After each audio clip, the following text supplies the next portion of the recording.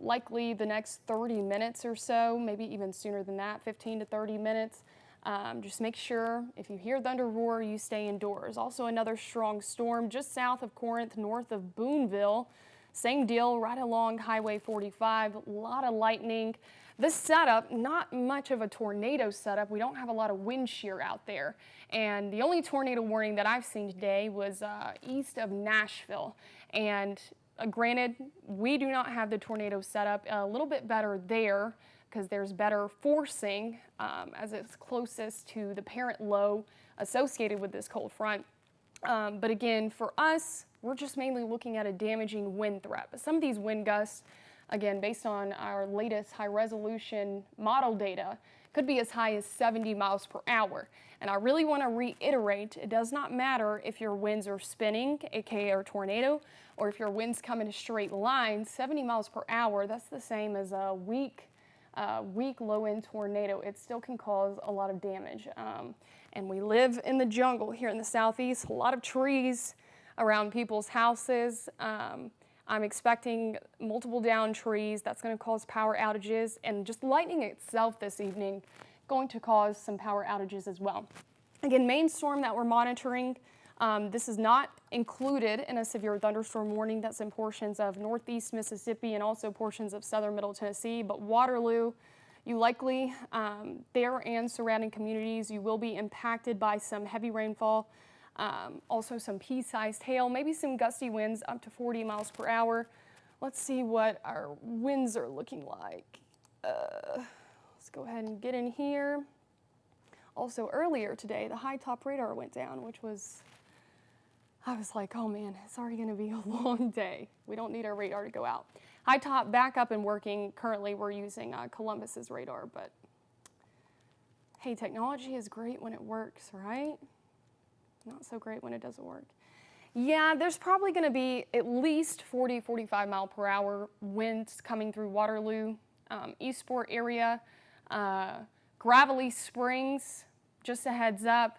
It's going to be a little while until this storm heads your way, but hey, you can never have too much time in advance. Just giving you a little ETA there. Jacob Oliver, is Brad coming? Brad is not coming in tonight. Y'all are all stuck with me on this Sunday. Hey, Brad needs some rest. I'm used to the weekend shift. Anything in Huntsville, Alabama? We did have a little pop-up not too long ago. Let's see if it's still there.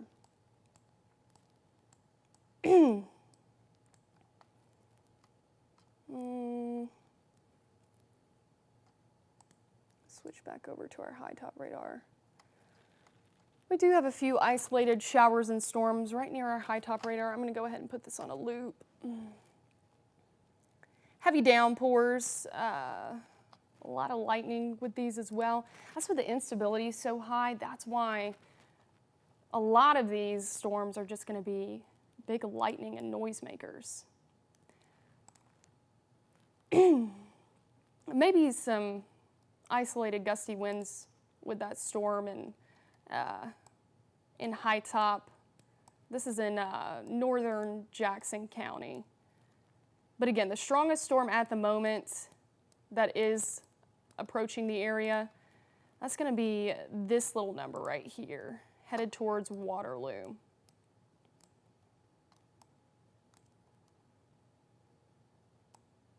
And again, some heavy downpours, winds in excess 40, 45 miles per hour, pea-sized hail possible with this storm.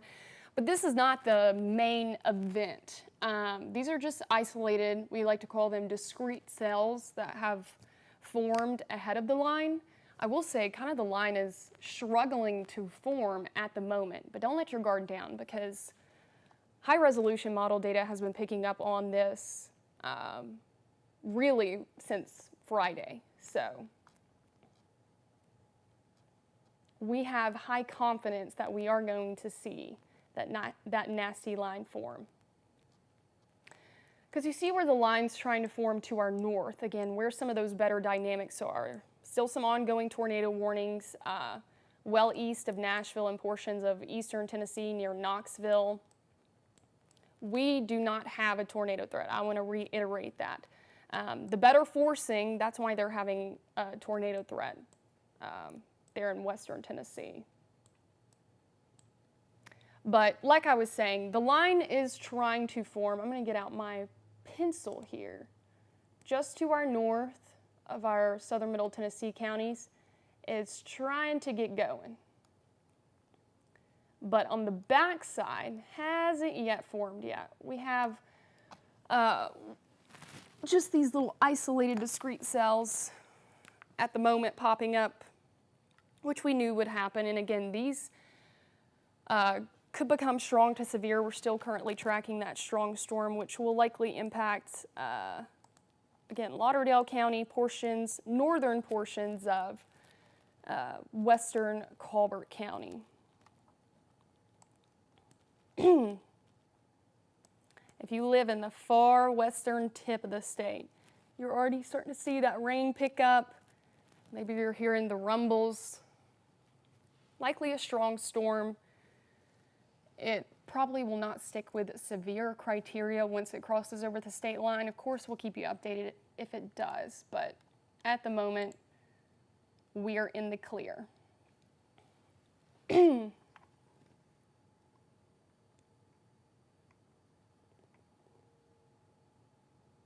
Maximus, excuse me, I need to get some water. Tornado threat. I just mentioned the tornado threat. I'm going to go through our main threats. I just wanted to go ahead and get on here for some of these isolated storms that's starting to impact the area. We do not really have a tornado threat. This is not a tornado setup, at least for us here in the Tennessee Valley. And don't get me wrong, this is quite an unusual setup for mid-June anyways, and we are going to stay rather active as we head into your next work week. A lot of rain coming our way, and that's going to keep our temperatures cooler, and that is very unusual for mid-June. You know, just here a couple days ago, we started seeing drought conditions pop up across the Tennessee Valley. And that's normal for this time of year. Our wetter months are going to be in the fall and the winter, but in the summer, you know, we get our summer soakers, the heat-driven convection, and you know, those are very hit and miss. Like all throughout the week last week, some areas had seen a bunch of rain, and then some areas had not seen any rain for many days. I mean, we had not seen a big soaking rain for nearly a month until this happened. I will say, due to its latest speed, and I think we just got our severe thunderstorm watch. So let's go ahead and get into that. But like I was saying, due to the latest model guidance speeding this system up, we originally thought we were going to have some flash flooding issues, which that still is probable because some of these storms are going to dump a lot of rain in a very short period of time. But this is moving a lot quicker than originally anticipated, so we shouldn't have too many flash flooding issues across the valley. And like I said, most of this, if not all of this, going to be out of here well before midnight. So we did just get our severe thunderstorm watch, and that goes until, let me see.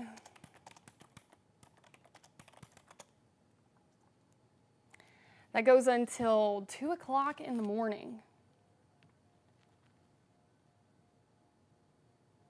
2 o'clock in the morning. And maybe you hear your weather radios going off. We highly recommend having a weather radio. The severe thunderstorm watch, again, is going to go until 2 o'clock in the morning. That's for your Monday morning. The likelihood of it lasting that long, very low. I'm just going to be honest with you up front. Very low.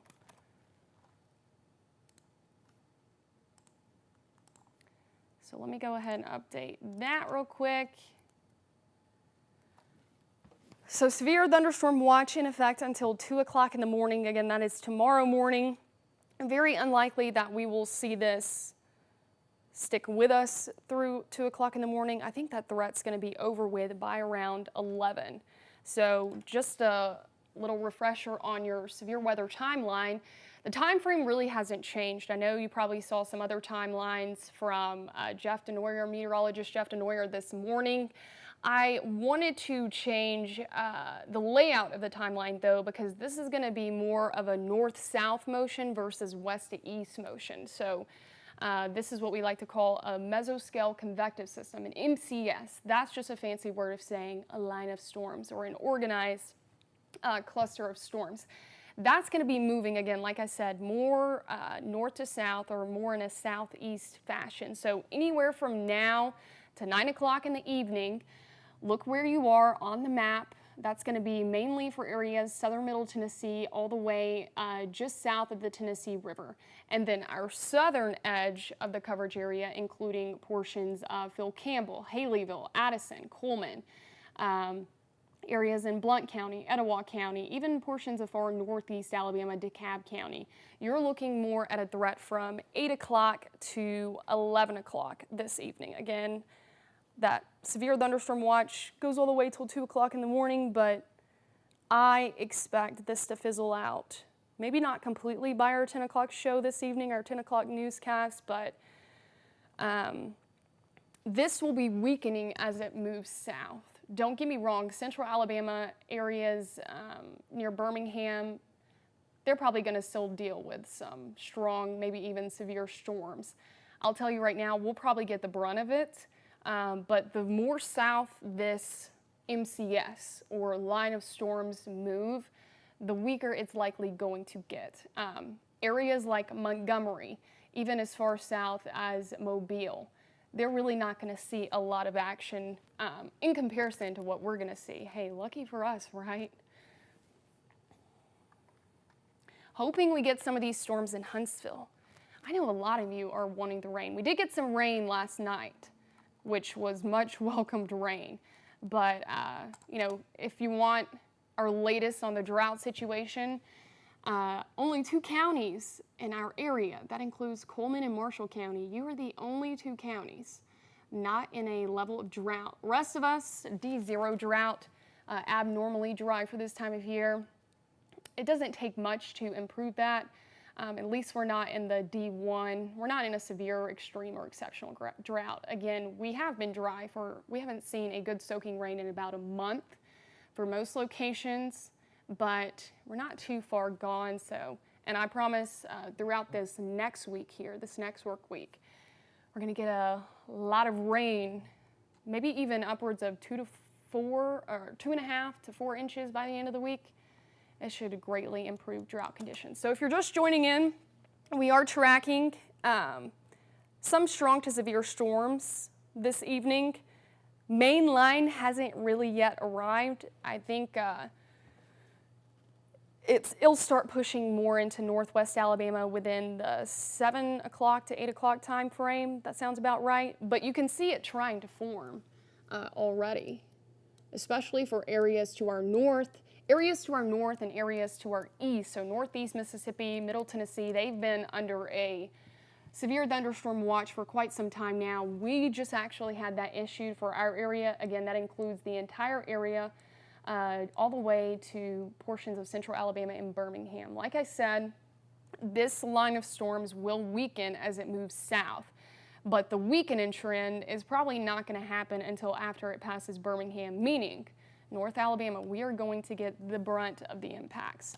Currently just tracking a few stronger storms coming out of northeast Mississippi. This is mainly for northwest Alabama. Again, these are some of those discrete cells. They're isolated, they stand alone. We knew these were possible. And there we go, we just got a severe thunderstorm warning. This includes western Lauderdale County, also western portions of Colbert County, Waterloo included in this, Eastport, like I mentioned earlier, Gravelly Springs, you're included in this. Let's see how long this goes until. It goes until 7:30 this evening.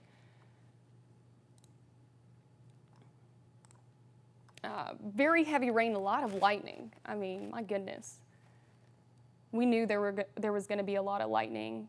And granted, the damaging wind gust threat, as we had throughout the evening, That is going to cause a lot of downed trees. That leads to power outages. Lightning in and of itself could lead to many power outages as we head throughout the evening. Make sure, if you're not seeing rain in your area right now, which many people are not, mainly just northwest Alabama, make sure you are taking the time now. Charge all of those devices. Make sure the devices that you have that need batteries, you have plenty of batteries, because once we get into the thick of this, again, this line is going to have a lot of momentum. It's kind of going to happen all at once, which I felt like I did a good job portraying that in my timeline. I just made it into two areas because, again, once that line starts sinking south-southeast, it's going to happen rather quickly. Some 60-mile-per-hour wind gusts possible with this storm. Also, hail up to a quarter size. We are expecting, I'm going to turn off the lightning real quick just so I can get a better look at this storm. Yeah, there is a lot of wind there, especially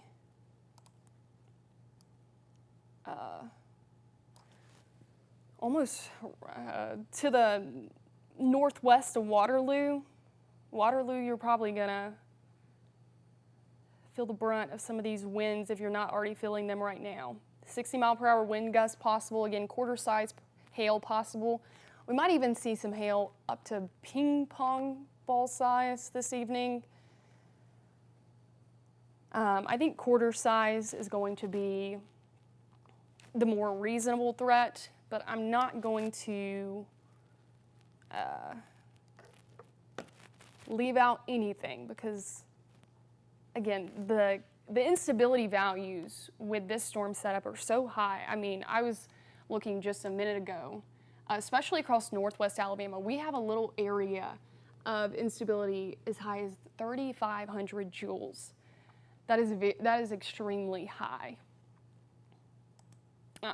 A lot of the area has 2,000 joules as well. I'm going to go ahead and put on the hail tracker just to see. GWX, I need to be on Columbus.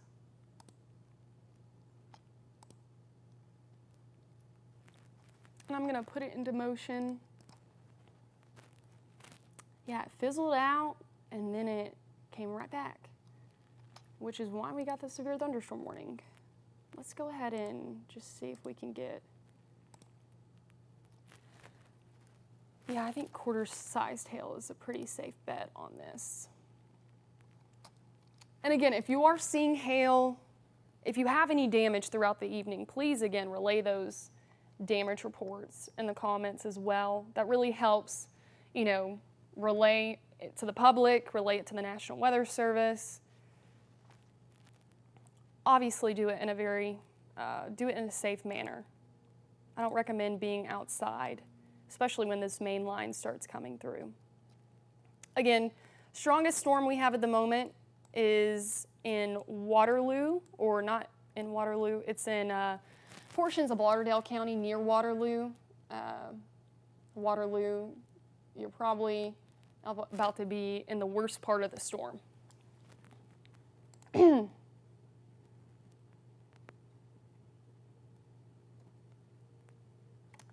Let's see, I'm just checking some of the comments. Sorry, I got carried away there and I didn't even look at the comments. How is your fur baby such a pretty baby? Oh, Hazel. Hazel, my dog. If you don't know who Hazel is, hey, you should look at my page. I haven't posted about Hazel in quite some time. Don't worry.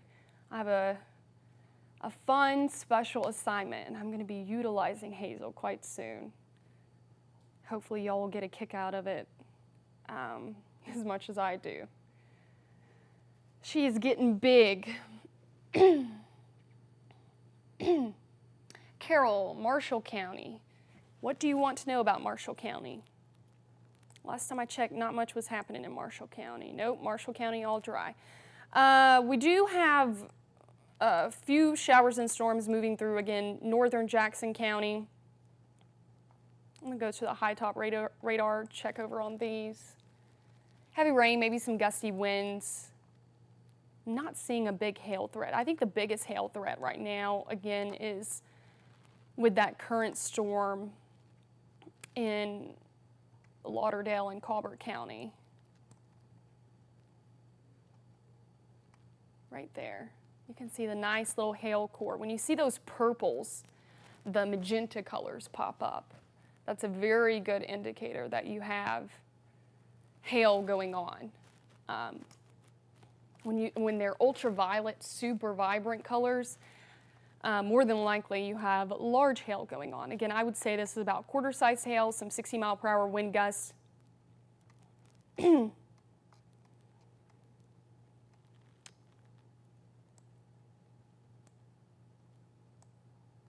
Yeah, the back edge of this line is really struggling. Model data, the graph model did so well on the storms that came in for mainly northwest Alabama yesterday evening. I mean, the timing was right on point. Give or take, the timing's been a little off on the graph today. I've been using it a lot for this setup because, again, this was the better setup today anyways. The timing has been a little off. I will say on latest runs, it's tried to break up this line a bit, which is good in some ways because then the leading edge of that line won't be as potent in terms of winds. I still think winds are going to be embedded no matter what. Again, some 70-mile-per-hour wind gusts will be possible, especially when you see those purple colors in there. Those are some beefy storms. I had someone message me the other day. They said they liked how I used the word beefy. Okay, I'm going to get back over here to the comments.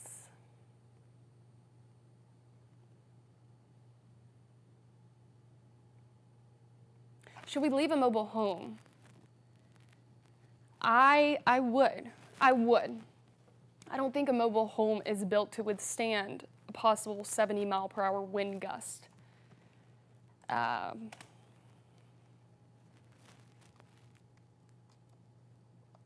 I would definitely leave a mobile home. If you're camping, if you're listening to me right now on your phone while you're camping and you're just on Facebook, I would seek a sturdy shelter as well once these storms come into your area.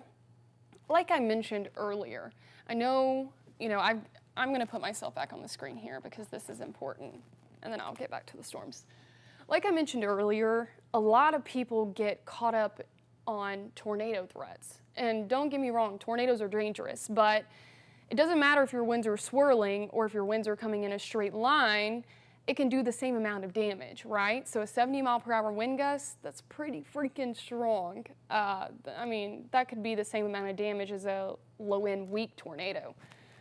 I just want to, make sure that is apparent. Tornado threat is really not what we're looking at, but the damaging wind threat is still significant, especially since we live in the southeast. I like to call it the jungle. That's why it's so dangerous for storm chasers in the southeast versus storm chasers in the Great Plains. In the Great Plains, everything's flat. You can see for miles and miles. Here, we live in the jungle. We have a lot of trees, and so any kind of wind, whether it's straight line winds or a tornado, swirling winds, a lot of people have trees all around their houses. I know my parents do. They live out in the middle of the woods practically. It's beautiful, right? Especially if you're the country type, not much of a city type, but it can be a big pain in the rear when storms come because it's like the trees will play pinball and your house is in the middle and you're just hoping and praying one doesn't fall on your house.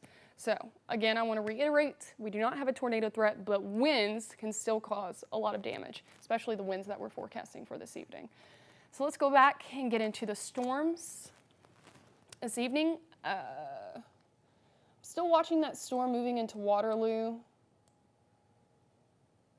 Also, a few showers and storms starting to move into southern Colbert County, portions of Franklin County as well. Man, that storm in Waterloo has a bunch of wind. Also, I think we definitely need to keep an eye on this one, just north of Boonville that I was talking about that just crossed Highway 45. A lot of wind with that as well. Storm in Waterloo likely upwards of 60 miles per hour.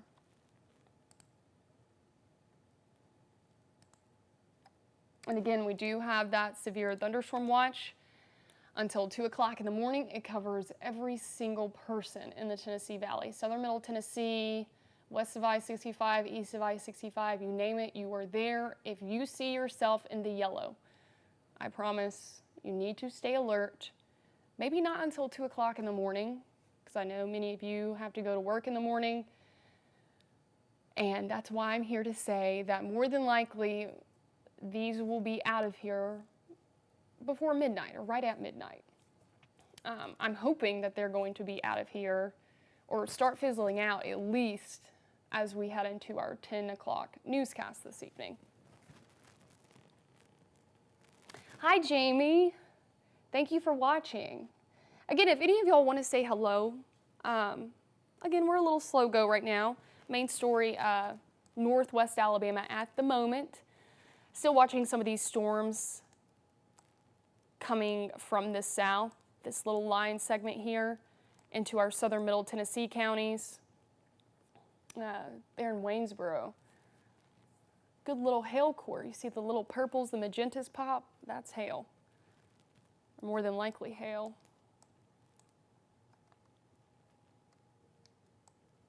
As I was saying, I sometimes get lost in my train of thought. But yeah, not a lot going on at the moment. So if you just want to say hey on the Facebook Live, nothing is too imminent at the moment. Again, strongest storm we have in our coverage area is the one right over the top of the Waterloo right now.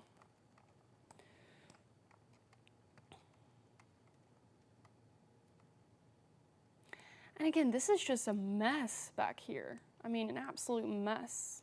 See how they're just all randomly sprinkled? I'm sorry, you can't even see that screen. I did what Brad does sometimes.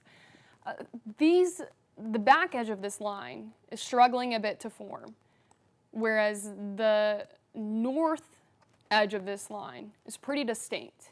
You can definitely tell. I mean, these are still strong storms. And the thing about discrete cells, so we call them discrete, they're isolated, they stand alone, is these discrete cells have the ability to become stronger because they're not in a line, so they're not fighting other storms for fuel. They can, you know, go and go and go and go and keep rising and keep getting stronger. The sky's the limit for them.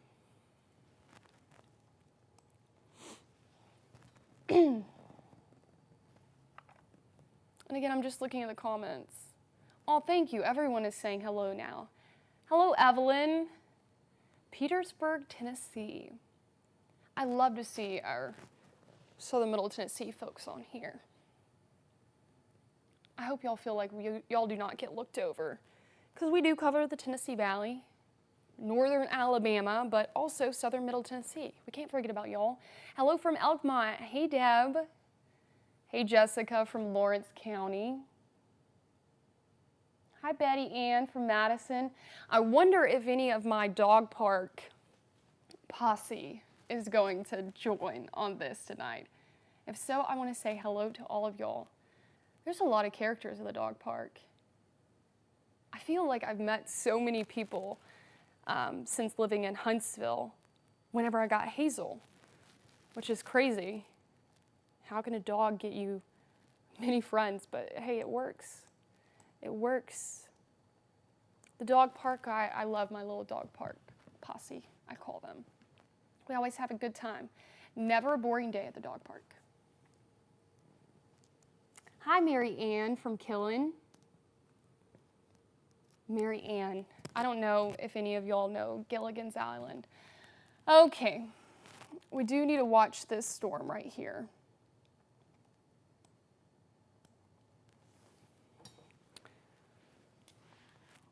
The storm, we do have a tornado warning. This is for Wayne County. This includes Waynesboro, also Collinwood. I'm going to stop the loop right here. Can't really see it well, at least from this radar site. I'm going to put on our CC to see if we can't have any sort of a debris.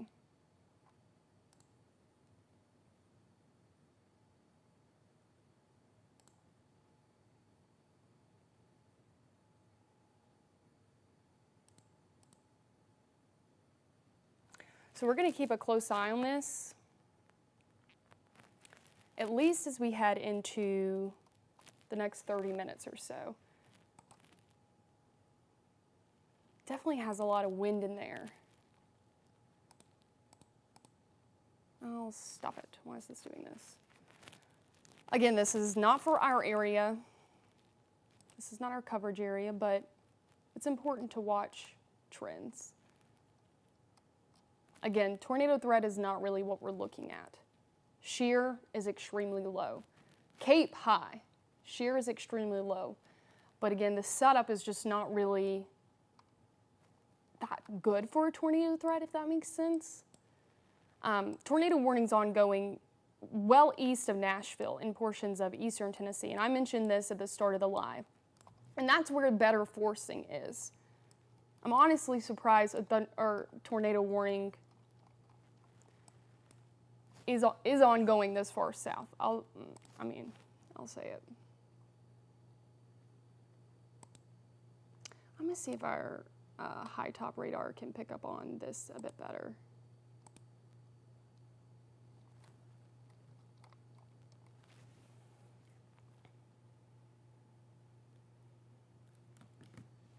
Again, this is not for our area. This is for Waynes County. I mean, there it is right there. Spotted. Right in between Waynesboro and Collinwood. Oh, let me fix that.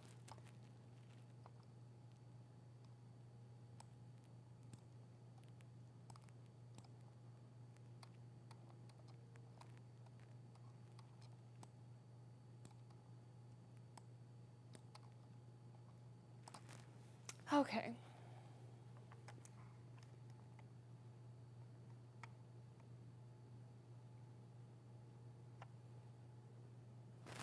Again, I'm just checking the comments. Sorry about that. I want to keep this as lighthearted as possible, obviously, before we get to the main event, because you'll notice the change in my tone if there is an imminent threat.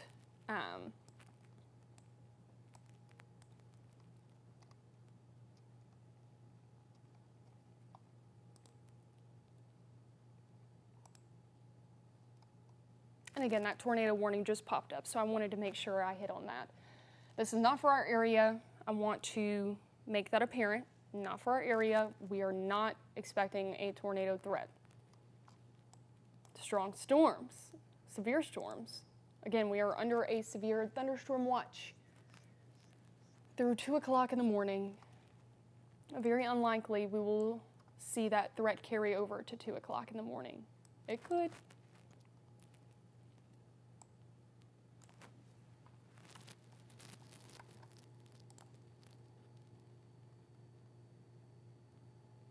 A lot of reports of golf ball sized hail in Mississippi this evening. Lots of reports. Quarter-sized hail, I believe it's probably not much hail still ongoing, maybe just a little bit with that storm in Lauderdale County, Colbert County, northern Colbert County. Now headed towards Stewartville, heads up Stewartville, Gravelly Springs. We're dealing with a lot of rain at the moment. Let's go ahead and put my lightning back on too. A lot of lightning as well.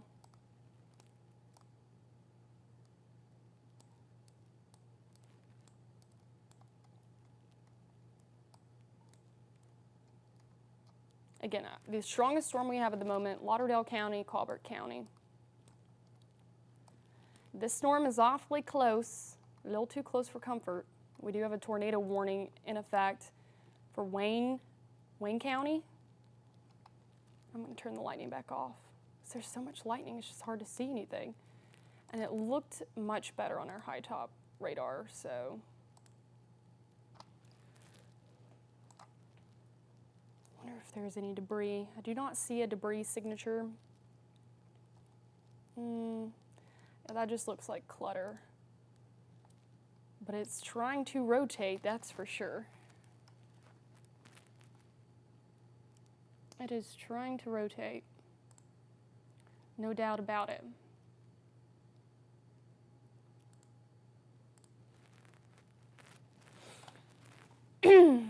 Maximus thought this storm wasn't going to support tornado threat. Right. We are not looking at a tornado threat. Our main threats are damaging wind gusts, frequent lightning, large hail, as we had throughout the evening, also heavy downpours at times. That's our main threat, meaning we are not looking for tornadoes to be our main threat. That does not mean that one cannot happen. Never say never with Mother Nature. When I say this is not a good tornado setup, I mean that because that's not what we're really looking for. As we head throughout the rest of the evening, we more than likely are going to have more damaging wind reports versus tornado reports.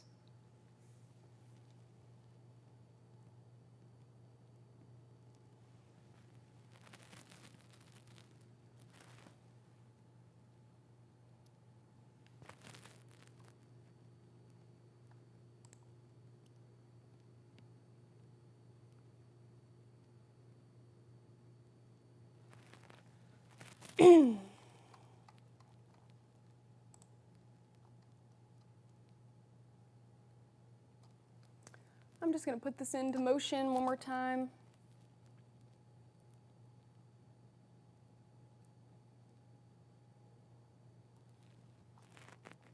I'm going to change the radar back to our Columbus radar. And just give me a moment, you guys. I'm going to catch up on the comments. I need to catch up as well. I need to check if we have any updates from SPC.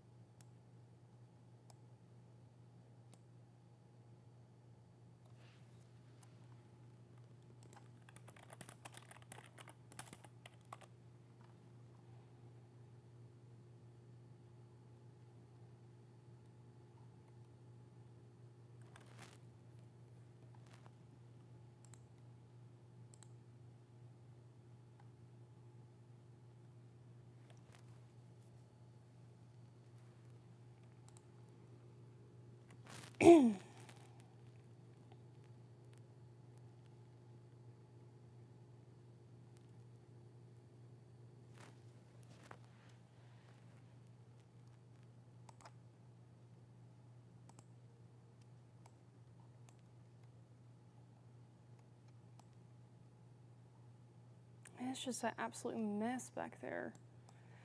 Okay.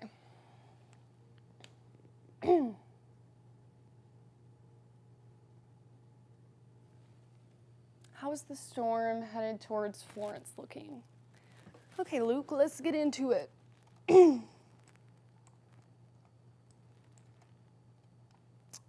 really lost a lot of intensity. I'm going to turn on the lightning.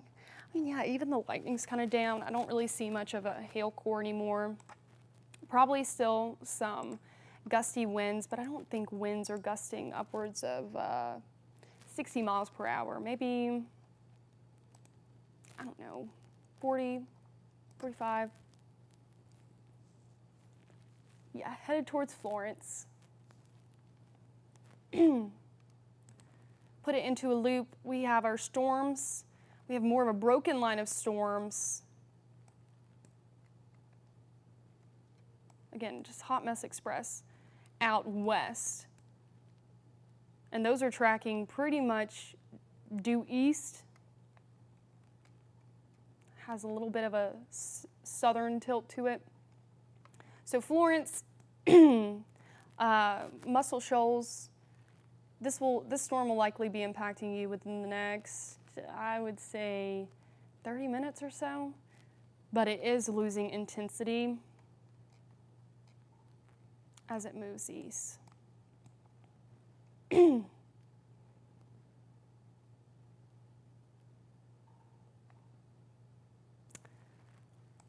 then we have the lone tornado warning, at least close to our coverage area. That is the only one that we have remotely close to our coverage area. The rest of the tornado warnings have stayed well to the north, as they should. That's where the better forcing is.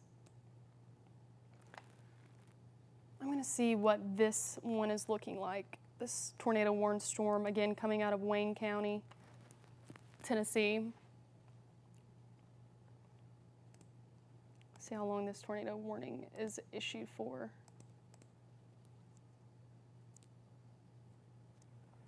(7:30). Turn off the lightning, turn that off, and go back to high top because it looks better on the high top radar. I have a better view of it at least.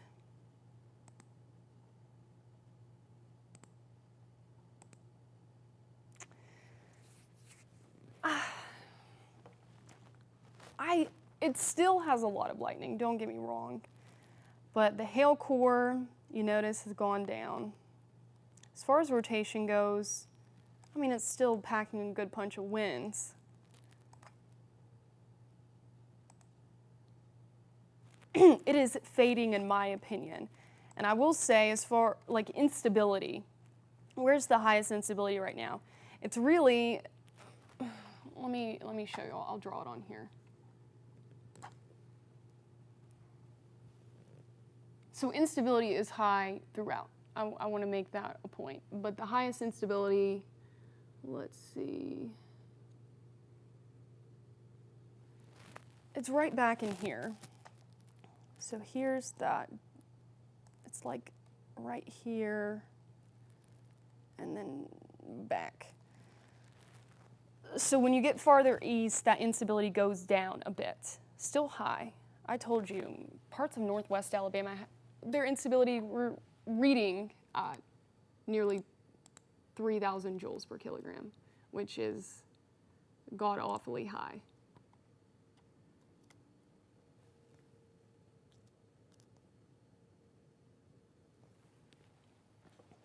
Better instability to the west. That's not to say that all of you in East Alabama, you're not going to see anything, because instability is still relatively high. As Einstein says, it's all relative. It's all relative on how you look at it. My dynamics professor at Mississippi State during my grad program, that was his famous quote. I still think about it all the time. And here I am using the quote. Let me clear this. I'm going to go back in that storm, that tornado warned storm.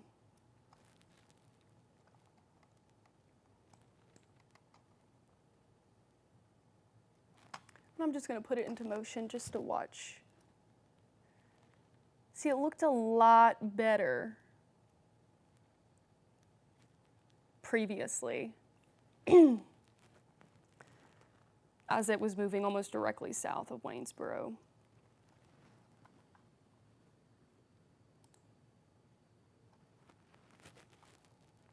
I'll keep you all updated if they reissue this down the line. But I really do think they might let it go. Because shear is spiking a bit.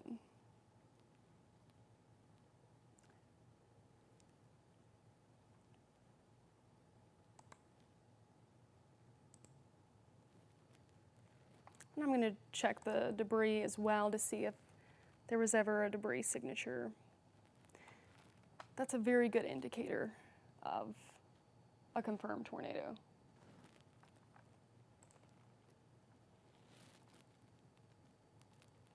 I do not see a debris signature. Which again, you won't get a debris signature if you have a very weak tornado. Not two. It's still a tornado warning.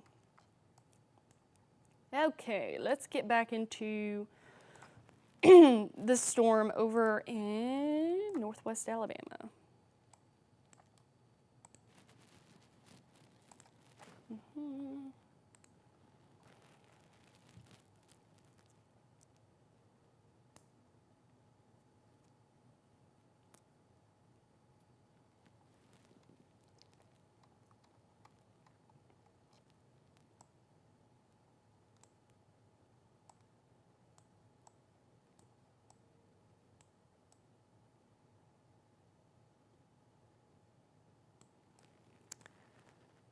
Still just looking at this mess to the back. Okay, back to the comments. Sorry. Jason Pickett thought there wasn't a tornado threat. I will explain this once again. And let's put my face on camera. Tornado is not our primary threat. The primary threats throughout the evening, large hail, damaging wind gusts, possibly as high as 70 miles per hour, and very vivid lightning. All of those things, especially the damaging wind gusts and frequent lightning, could lead to multiple power outages as well as downed trees. Maybe some flash flooding in there, but again, those are our primary threats. And that's what we've been saying for the past couple of days. A tornado is not our primary threat. When we go post from this event and we look at damage reports, I can almost guarantee you 9 times out of 10 they're going to be because of wind damage. More than likely straight line wind damage from these damaging wind gusts that we're going to be tracking. Very rare are they going to be from a tornado, which again, hopefully will not be impacted by a tornado throughout the rest of the evening. Tornado threat, if you want, on a scale, very low. It exists, but it doesn't, you have to think, meteorology, weather, how do we do it? It's all probabilistic, right? That's how we do rain chances, that's how we do everything. What if we did every forecast based on a worst case scenario? We don't want to do that. We don't want to hype. We want to give you the clean cut version so you can understand. We're not looking at a worst case scenario here. A tornado could be possible, but it's so low, why mention it and cause fear, right? So again, main threats have not changed. Damaging wind gusts, large hail, frequent lightning, maybe some heavy rain at times. We will keep you updated. If things change, of course, we will go wall-to-wall coverage. If we do have a tornado, I'm keeping a close eye on everything. But again, tornadoes are not our main threat. And just because I said this is not a tornado threat doesn't mean that one might not pop up. It's just we're not necessarily going to be, I guess, I don't know the right words, looking for that intently. What we're planning on, and again, what we forecast, we have very high confidence, this is going to be a high wind event versus a tornado setup.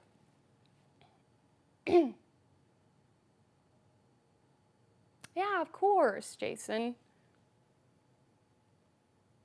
Yeah, I don't want to scare anybody.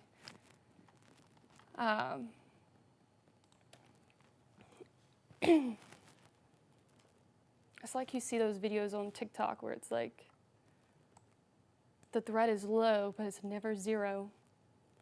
I mean, it's the truth.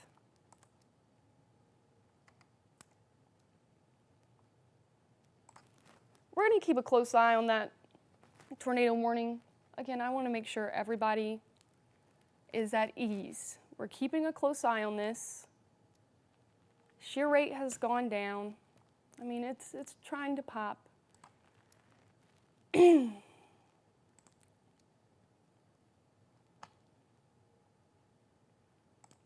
This is where the rotation is more than likely in this storm. And that severe thunderstorm warning just expired in Lauderdale County that we were tracking. Again, Waterloo went through the thick of that storm. National Weather Service in Huntsville has allowed that warning to expire. They have replaced it with SPS, so still a strong thunderstorm, but no longer meets severe criteria, which is good news, but still stay weather alert because we have a long way to go this evening. Long way.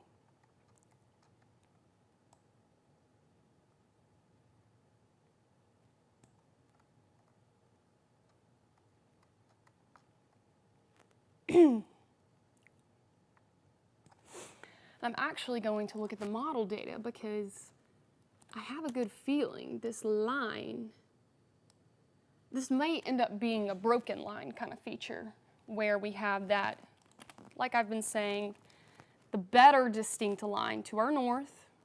I'm gonna get my pencil, This has looked better since we started the Facebook Live, but this is very broken up back here and just sprinkled everywhere. Okay. If these lines are to form as one, we'll have to just wait and see. But it's not the first time we've had two separate lines conjoin and make one solid line. And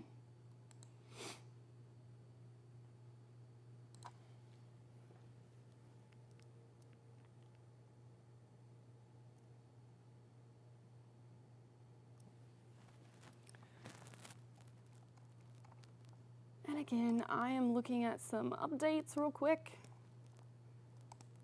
and I will get back to the comments. I'm going to keep an eye on this storm just in the meantime.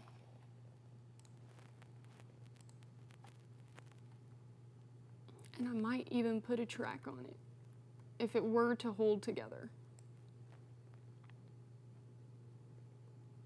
And please know, if we have a tornado warning issued in our area throughout the rest of the evening, at any time, we will be wall to wall doing continuous coverage.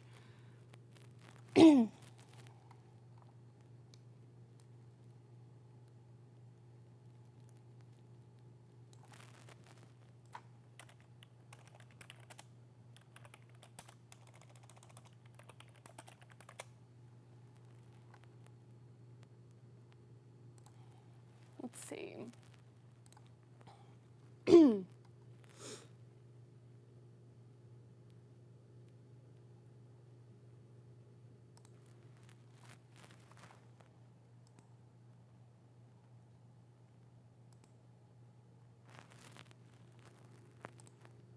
That possible tornado is completely rain wrapped. And that's another reason, other than the trees, we always say, please never go storm watching on your porch here in the southeast, because a lot of these storms, we have a very moist environment. They become rain wrapped. That becomes more dangerous because you can't see it. It's not like the movie Twister and Dorothy, where they're out in a field and they can see it for miles and miles and miles.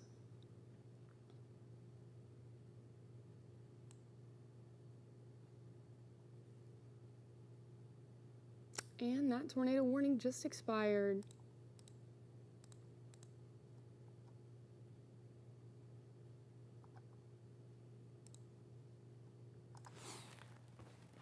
Moved into a more stable environment to the east. Stable is not the right word. Still pretty punchy as far as instability goes, but okay, I'm not going to do a track on it then. Sounds good to me.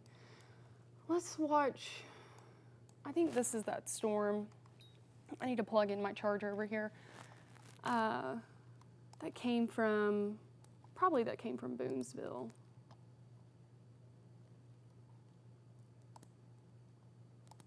I'm going to turn back on the lightning. I know me turning it off and on is annoying, but it really depicts a lot of lightning there in Tishomingo.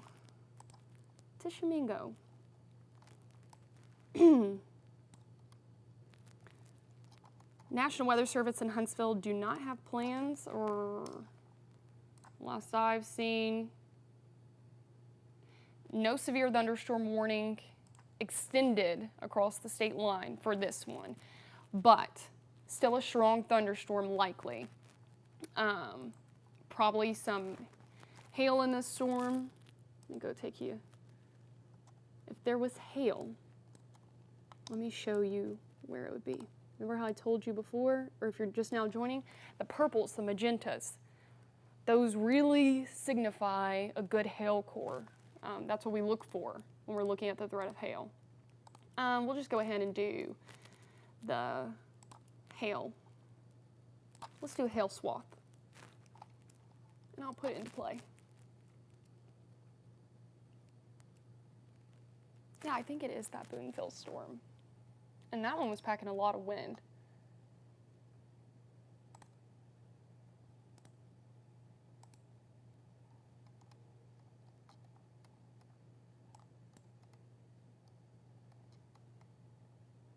And they're now issuing a severe for Colbert and Franklin County. Yep. I would too. A lot of lightning coming your way. Let's see, this is going to be tracking kind of south, southeast. So Lime Kiln, probably going to miss you as far as this storm goes. I don't know if you are going to be included in this severe thunderstorm warning, but Lime Kiln, it looks like it's going to be going to your south. You might still feel some outflow boundary winds off of this, though.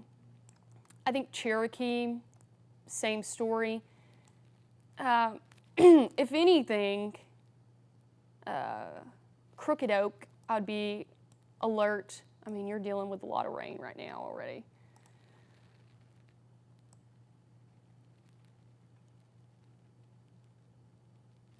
Let's see.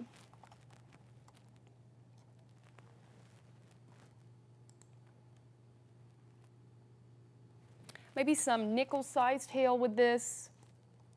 I don't think it's quite at quarter-sized like that Waterloo storm was, but I would definitely say nickel size, possible, maybe some wind gusts upwards of 50 miles per hour.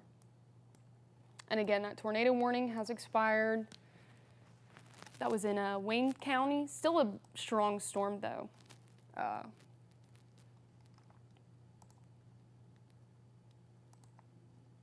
Definitely still a strong storm there in near Lawrenceburg, just to the southwest of Lawrenceburg. Okay, I'm going to get back to the comments. Oh, thank you, Jason. I appreciate that.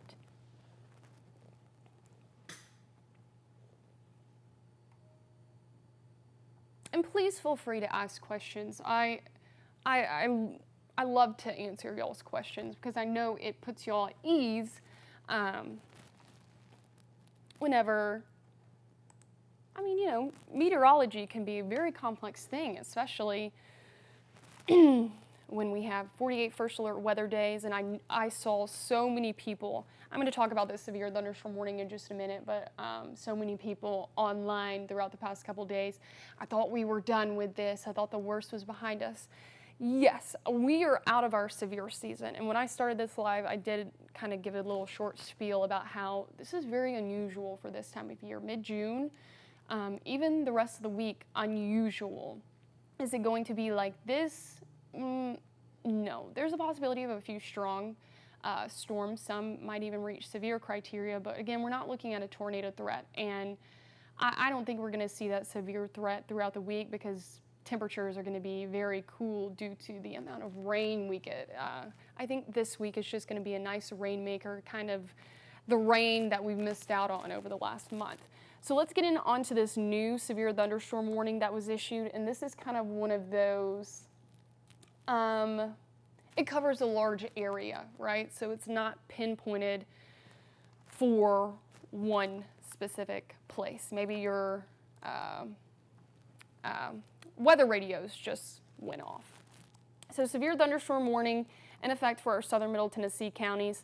I would be on alert. People in Limestone County. This includes Elkmont. This includes Ardmore, which I know Ardmore, you're right over the state line. But what we have happening, and I'm going to show you the motion here. We have this more distinct line to our north, moving from the north to the south. That's how I showed my timeline earlier too. I made it in more of a north-south movement. We have this one line, but then we have kind of this broken line out here where it's just still really messy and the line hasn't just formed into one complete line yet. And that is moving due east, almost kind of like a southeast track. So we're getting storms from all angles at this point. Know where you live on a map. I'm going to stay here throughout the rest of the evening, throughout the 10 o'clock show, just to, you know, make sure we are keeping y'all safe and sound throughout the night. But for example, if you live in Cortland, these storms out to your west are going to get here probably much quicker than these storms coming from the north. So if you live in Ardmore or even Anderson or Athens, these storms from the north are going to outrun these storms from the west. It's not a good setup whatsoever. And I know many of y'all who are dealing with some hail, some winds out there, you would all agree. Just give us the rain. Forget the severe setup. Yeah, I agree. Let's go into this new severe thunderstorm warning that was just issued for Colbert-Franklin County. I mentioned this earlier. This is from that storm that's coming out of Mississippi, Tishomingo. I'm going to turn off the lightning. Definitely some hail in there. I would say maybe nickel-sized hail. I'm still pretty confident on nickel-sized hail. In fact, we can do a little this thing. I mean, maybe quarter. I would not go bigger than quarter-size hail for this. I would not. And if you are seeing hail there, please let us know. Send us pictures, send us videos, so we can tell what size that hail is. And definitely some strong wind gusts with this storm too. This is a lot like the storm that moved through Waterloo in Lauderdale County, portions of Colbert County. This is probably 50 miles per hour, 60 miles per hour in terms of wind gust.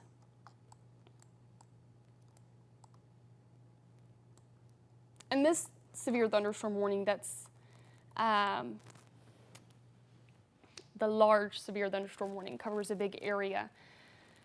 This is technically not for our coverage area, but people in Giles County, Pulaski, about to go through the thick of it for sure. A lot of lightning, heavy rain for them.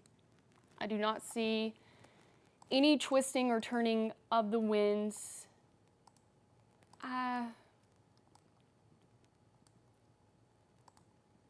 I'm still going to keep a close eye on that.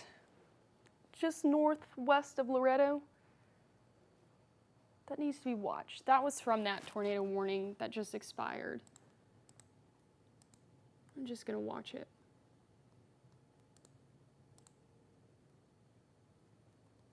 But again, nothing as far as twisting of the winds.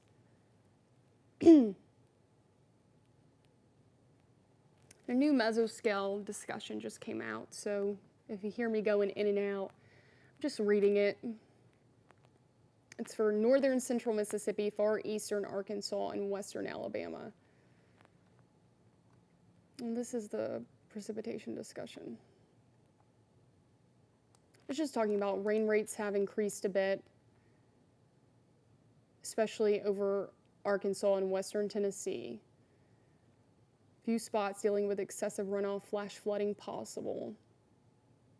I mean, these storms, these aren't your typical summer soakers, because again, we have these are not necessarily heat driven. These have a trigger, which is the cold front. But these still are going to drop a lot of rain in a very short amount of time. And we've been super dry, so the ground is very dry. And it's, too much of a good thing all at once, not necessarily a good thing. But I know a lot of y'all wanting the rain. I promise we're going to make up for the rain in the week ahead.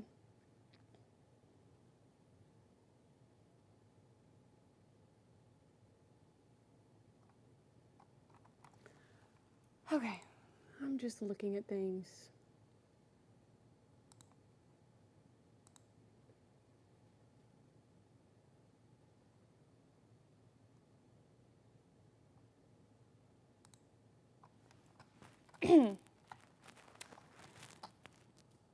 Go back over here.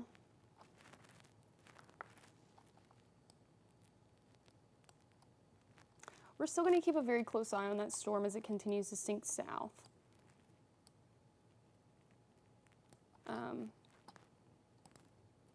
Again, storm motion from the line to our north is moving south-southeast. You know what? I think I'm going to go ahead. I'm going to put a storm track on it. First, I need to stop this loop.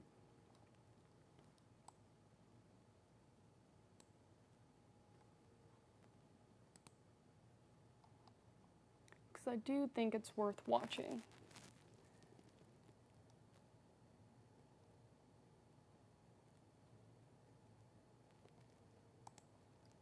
And I probably should not do it this way, but we're going to try, because this storm track can be super finicky. So we're going to say it's moving 45. So it's on its current track. If it were to hold together, again, we're going to keep monitoring this as it tracks to the south. We got Leicester, 806. Mount Rosal, I hope I pronounced that right, 809. Elkmont, 820. Athens, 827. Tanner, 832. And that's if this holds together, okay? A lot of frequent lightning. I would say some damaging wind gusts, maybe upwards of 60 miles per hour. A lot of lightning too. So again, we're going to keep a close eye on this.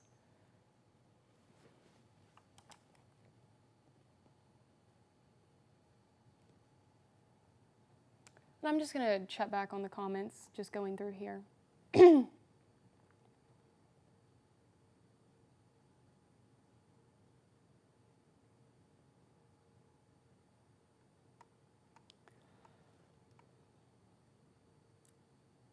No hail in Crooked Oak so far. Good to hear, Stephen.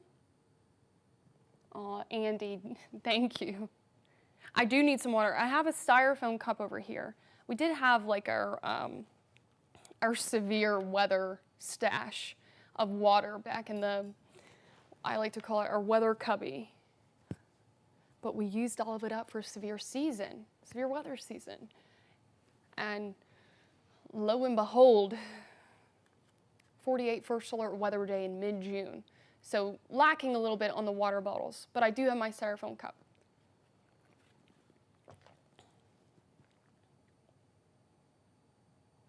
Adam, I have to get up at 2:30 in the morning. Do you think it would be okay to go to bed and kill in Alabama? Adam, I'm going to say like I would say to anybody, that is definitely your prerogative. We always say, don't go to bed until we give the clear. Currently, nobody's in the clear at all. You know, things are just getting started. If you do want to go to bed, make sure you have multiple ways to receive watches and warnings, especially since this is a nighttime event. Nighttime, nocturnal events, they're the most dangerous because people generally are sleeping. So again, your NOAA weather radio, you can't go wrong with that. Those things are loud. We have one in our production TMP room. And I've been hearing it go off every time we have a warning issued, anything like that. So I would recommend turning your phone off silent if you're going to go to bed. Make sure you have a weather radio. Just make sure you have something that's going to wake you up. I do not think we're going to see this activity continue through 2 o'clock in the morning. Again, we do have that severe thunderstorm watch in effect for everyone until 2 o'clock. The chances of that are very low. And I can't tell you how many times I've been here with Brad assisting on a Facebook Live. And I mean, I've heard him say the same thing over and over and over.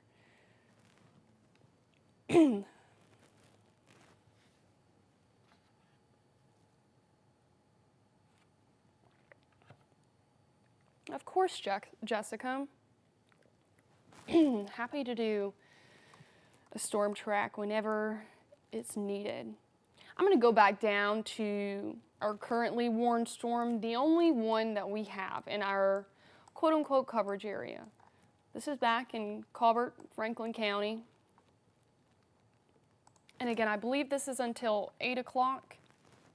I need to switch over my radars here, and I need to switch all over so y'all can see what I'm doing. And I'm probably going to take the lightning off.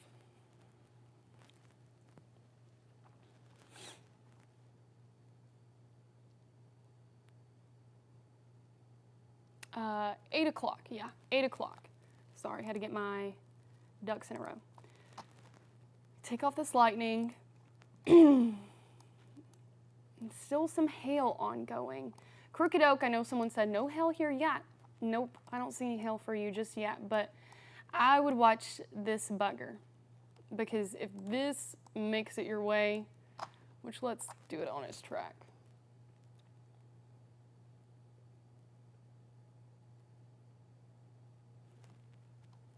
Which it might miss you, Crooked Oak. The worst of this storm might miss you. But this one, definitely a hail producer.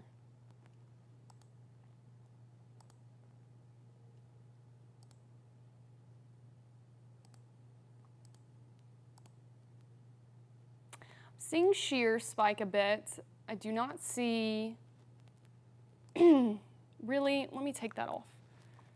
I'm not seeing a lot of winds. I'm not seeing twisting of the winds, which is good. I know it has an eerie look. Okay, I'm going to keep an eye on that. But again, this severe thunderstorm warning, mainly for damaging winds. I would say upwards of 60 miles per hour. Nickel size, maybe even quarter-sized hail with this.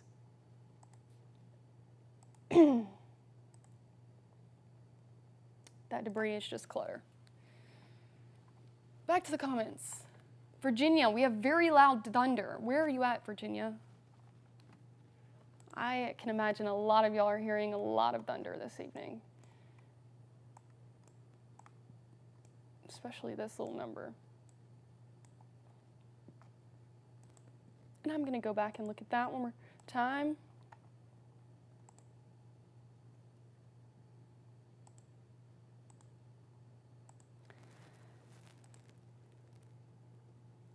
A lot of wind. I don't really see a tornado threat with this storm just south of Lawrenceburg anymore.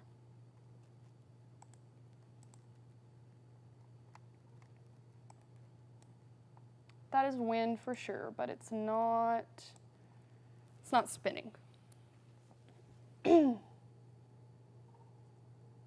Russellville, Alabama. Virginia, let's go back to you in Franklin County. A lot of thunder. Yep. A lot of lightning there too. Virginia, are y'all seeing any hail in Russellville? Because I do see possibly some. Let me go to my hail. We're picking up on some hail, at least on our radar. Radar's trying to indicate it. Let me know if you're seeing some hail, Virginia. Adam, do you have an idea when this might be close to over? Originally, thinking before midnight. I still think it's going to be much earlier than 2 o'clock in the morning. I could be wrong. I am human, but I think a lot of this will start to fizzle a good bit as we head close to our 10 o'clock newscast. And I just have one of our model runs to see if we have any updated model runs to account for this latest movement and how we don't really just have a really good, distinct line.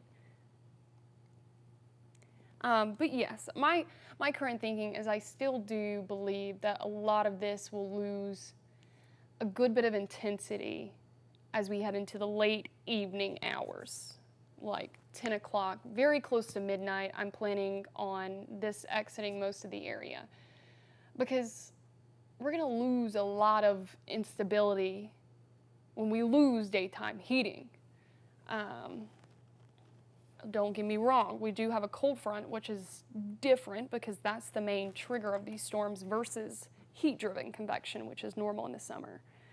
But I still am banking on this being close to, maybe not over, but storms losing a lot of their grip closer to our 10 o'clock newscast. Don't know if I can give the all clear then, but let's stay positive, right? We do have that severe thunderstorm watch that goes until 2 o'clock in the morning.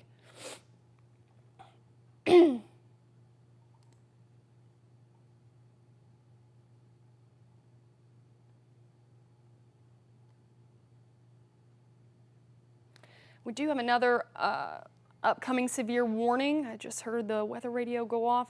This is going to be for Lincoln County. Again, this is for Lincoln County, Tennessee. Also, I was mentioning some of that hail that was on the larger side in Colbert, Franklin County there. National Weather Service in Huntsville is saying that they have very good confidence of large hail near Allsboro. I hope I'm saying that correctly. Do we have any people in Allsboro watching tonight? That hail core just north of Winchester Road. There's Highway 247, White Pike. There is Bloody Springs. I don't think I've ever heard of Bloody Springs.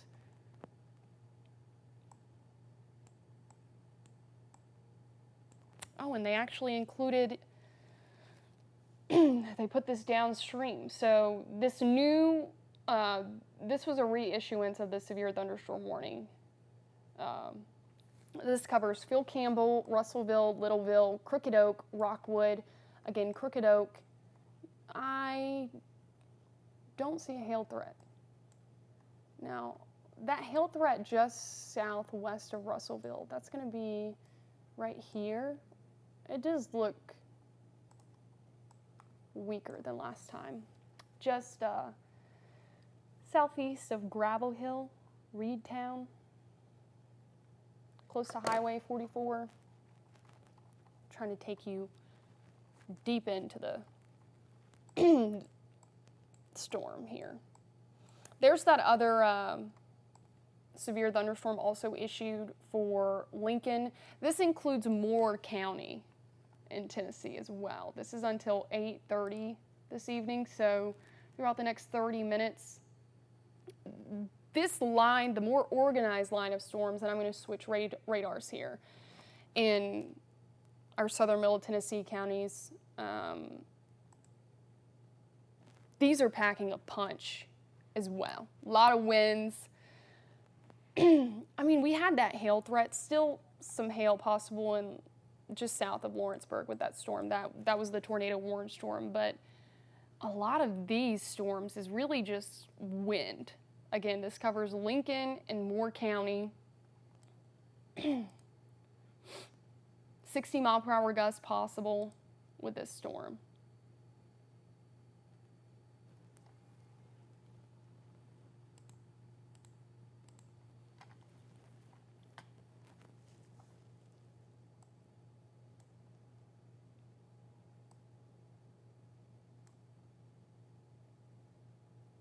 Yeah, 8:30 this evening.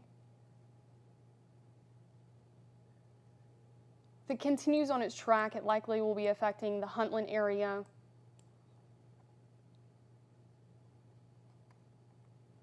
And that's if it holds together.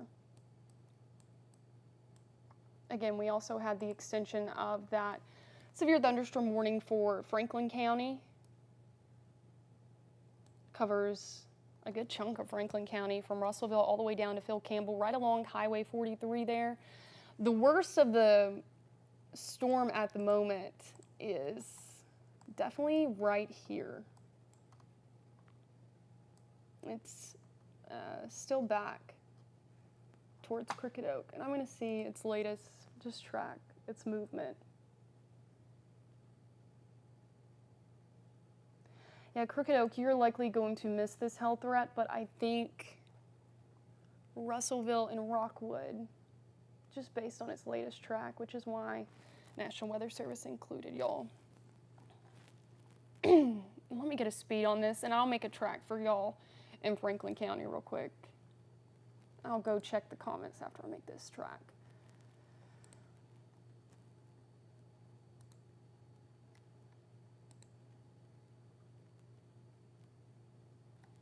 Again, it's moving south-southeast, and they have half-dollar sized hail, which it spiked in the scan before the last one, right there, or before I just put pause on it. Half-dollar sized hail, wow, okay. So moving southeast about, we'll do maybe 35 miles per hour. Okay. And I think just based on its latest track, it's probably going to come closer to Rockwood than Russellville. And I'm just going to put it on a track until it's almost out of Franklin County. I'm going to zoom out so y'all can see. Again, it's on its current track, it's going to be moving closer to Rockwood than Russellville. That's not to say Russellville, you won't see impacts. You might get on some gusty outflow winds. You're going to be dealing with rain, a big cluster of rain in your area. But Rockwood, people, you need to watch. Just based on its current track, it likely will be arriving in your area 8:24. If it holds together, Phil Campbell, you're next, and that's around 8:40, okay? Looks like the hail core, like on latest scans, hail is definitely weakened a bit, but National Weather Service in Huntsville has half-dollar size hail on this severe thunderstorm warning. I'm going to check the comments real quick. Yes, hail in Russellville. Thank you, Tracy.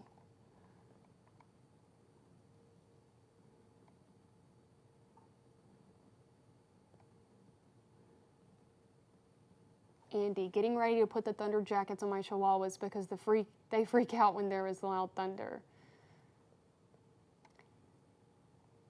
Hazel, I don't think Hazel is that bothered by weather. I would hope not. Her mom's a meteorologist. But I know my parents' dog, Lucy, I mean, she used to be my dog. She's practically my parents' dog now. They got too attached. Lucy is very scared of storms.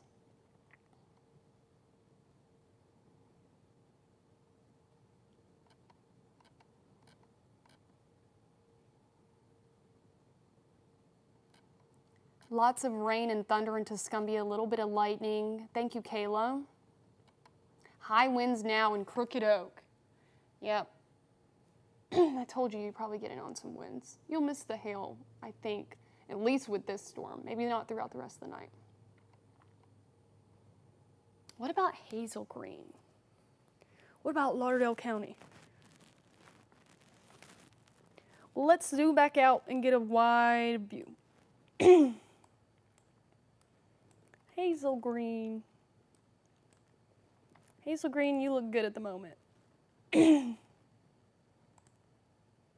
Oh, let me switch my radars back over here.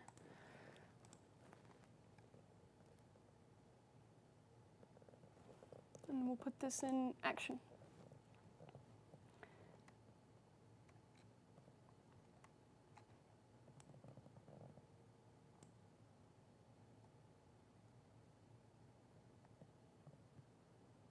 Hazel Green, you're not even getting rain.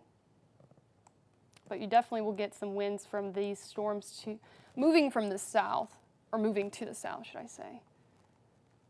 They're moving from the north. Yeah, that's what I meant to say.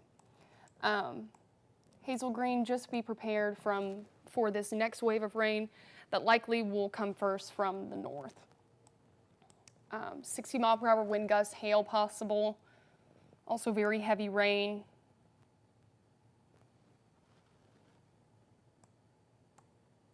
I give it maybe an hour. Might be a little sooner than that. But yeah, maybe an hour, Hazel Green. Lauderdale County, I also saw you in the comments as well. me change back to our Columbus radar.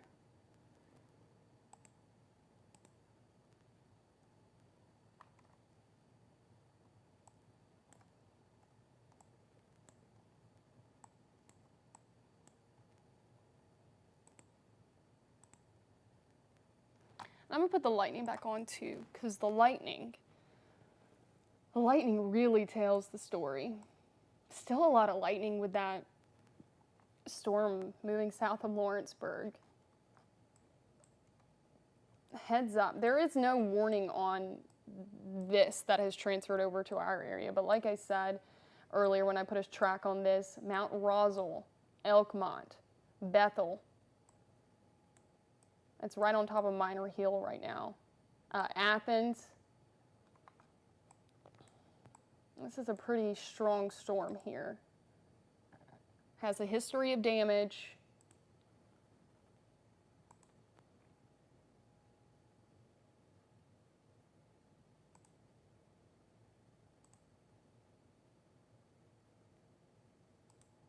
Yeah, I would keep a very close eye on this one.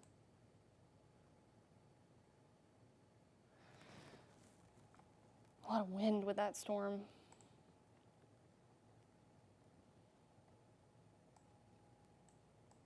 Which we knew we'd see wind today. And I'm just going to zoom it out so I can see the big picture, because again, this whole night, the line to our north has been so much better defined than the line out to the west. It's kind of, it's to the west is starting to form a line, but again, it just looks like a hot mess. It's not a well-defined line.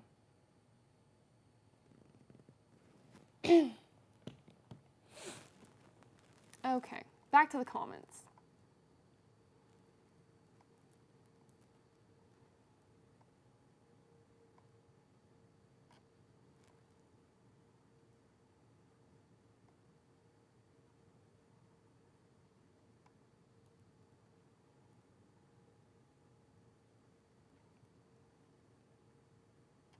Up here in Hazel Green, the clouds to the north are very dark.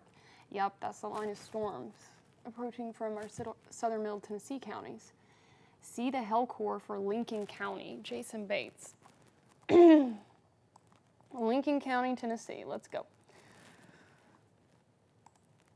We're gonna switch to our high top radar and we're gonna stop the loop so we can get in on this. Hi, Mike. Lincoln County.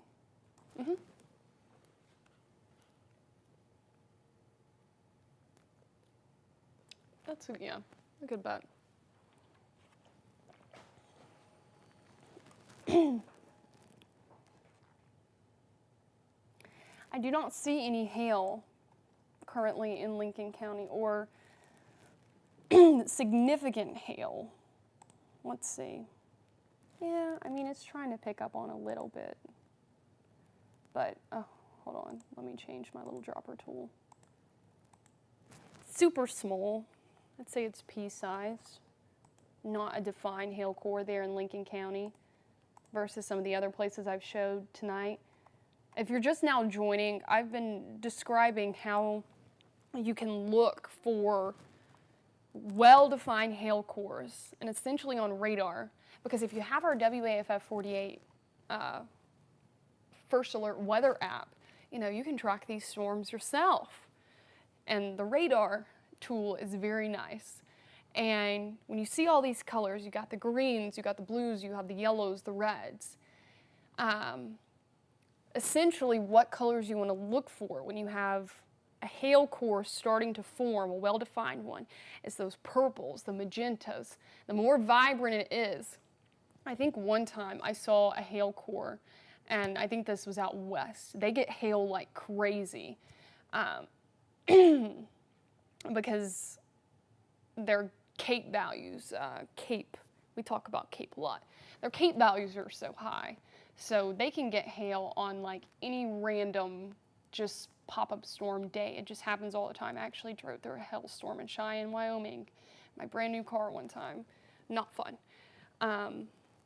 But anyways, I saw one time this hailstorm break a color scale on the radar to where it went to like black, I believe, because it was such large hail that the radar was like, I don't know what to do. I don't even know how to depict this.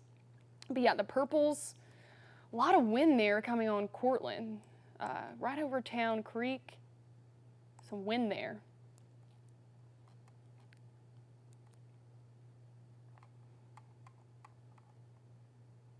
If anyone lives in the Cortland, close to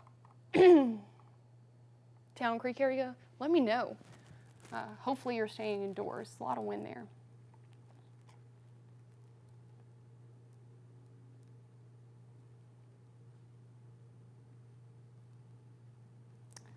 Just checked in.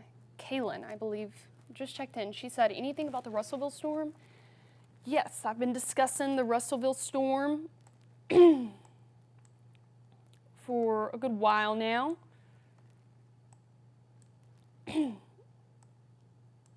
Hail is dying down, but still hail possibility.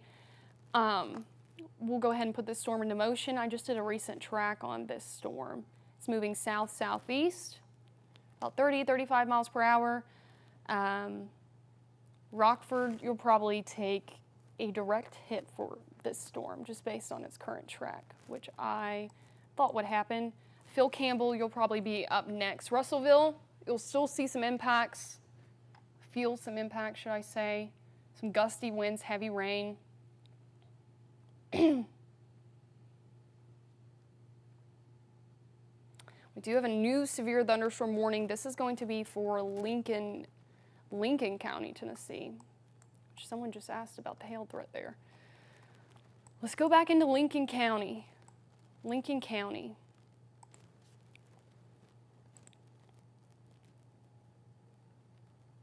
This line has so much momentum.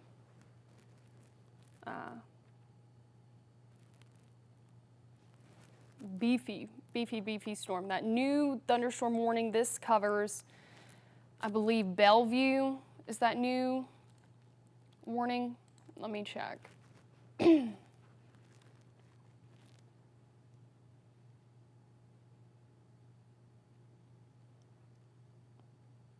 This is going to be until 8:45. Again, southern Lincoln County until 8:45. Some quarter-sized hail possible, but the main threat with this storm is going to likely be the wind. The National Weather Service in Huntsville put a considerable tag on it, which is just essentially meaning considerable damage, 60 to 70 mile per hour wind gusts with this storm. Yeah, that is a lot of wind. It just moved through Pulaski. I'll go ahead and stop it right here for all of our southern Middle Tennessee viewers. That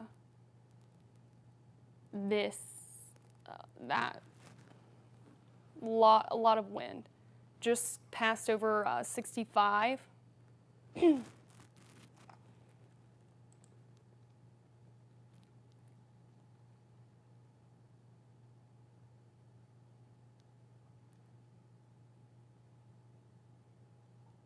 Moving south-southeast. I might go ahead and put and some of these storms are starting to have a more eastward track. So let me put a storm track on this. So I'm going to take it out. It's moving about 40 miles per hour. Come on. I should have taken it out a little more. That's okay. Areas down the road impacted. Huntland, no. Bellevue, probably. Your timeline looks to be 8:36. If it holds together, Newmarket, northern Madison County, that's actually where our producer lives, Newmarket. I believe that's where he lives. Newmarket, you're looking closer to 9 o'clock. This holds together. And again, this does have a considerable tag on it, 60 to 70 mile per hour wind gust. You don't need a tornado for damage to happen. I can almost guarantee you a 70-mile-per-hour wind gust that can knock over patio furniture. Brad always talks about garage doors. You know, if you have a carport, that can affect carports. This is definitely packing a punch. Okay. Let's see. What does the rotation look like on the Russellville storm? There is no rotation with the Russellville storm. I currently don't see any rotation at the moment for any of the storms. The wind is straight line wind. That is the primary threat. It is not twisting or turning at the moment.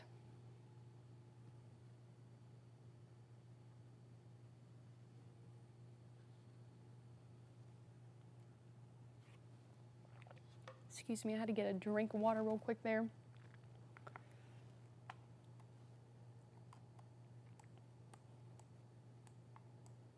I'll go back to the Russellville storm though and look at things, see how things are looking. You're gonna hate me by the end of the night. I'm turning on lightning, I'm turning off lightning. It tells the story, it does a very good job at telling the story. I mean, look at all the lightning compared to coming out of southern Giles County, that storm, versus Russellville. Not to take away from, both storms are strong, severe even. They're under severe thunderstorm warnings. But, I mean, that's power outage central, more than likely.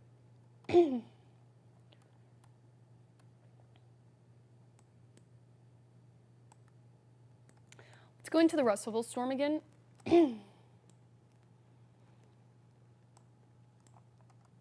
Again, this will likely be affecting areas Rockwood, Phil Campbell.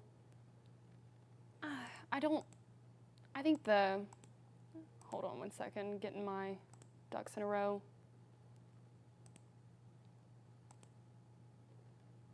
I think the hail threat has still a decent hail threat. Again, this was the storm, they said $half sized hail. Oh, let me change my dropper tool. It's picking up 1/2 inch, 3/4 inch in and around Rockwood. That's the highest numbers right now for hail. Russellville, not so much. Phil Campbell.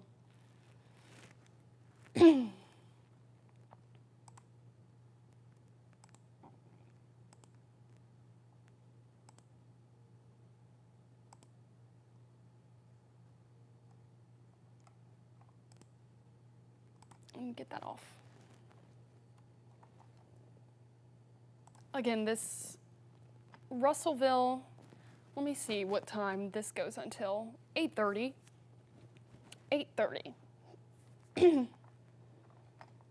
gonna look at the wind as well, because winds were pretty strong, upwards of 60 miles per hour. Still a lot of wind going on.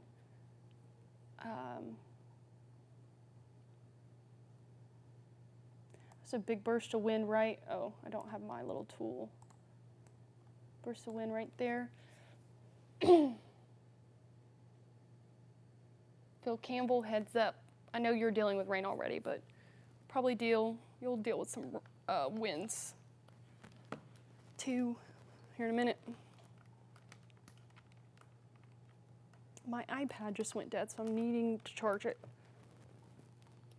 Again, Lincoln County, Tennessee, that is by far the strongest storm we have at the moment. No doubt about it. Again, National Weather Service in Huntsville does have a considerable tag on this storm. This includes the city of Fayetteville. Yeah, that's just, I'm gonna pause it real quick. like a straight line, just burst of wind. Whew. From Elkton to Fayetteville. Bellevue, you're next. Hazel Green, someone asked about Hazel Green earlier. It's more than likely going to clip some part of Hazel Green. Newmarket, maybe even some portions of Meridianville. This is tracking, again, more east-southeast. Why does that do that? Okay.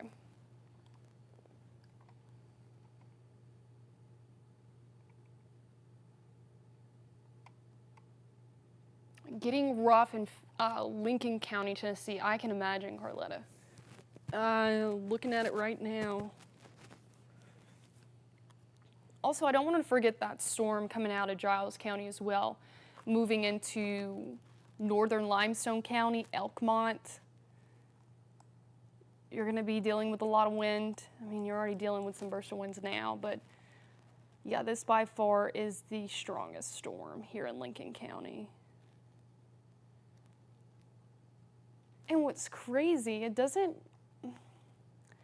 even really have a lot of lightning at all, especially when you compare it to the storm coming out of Giles that went through Lawrenceburg, Wayne County. It just has so much momentum.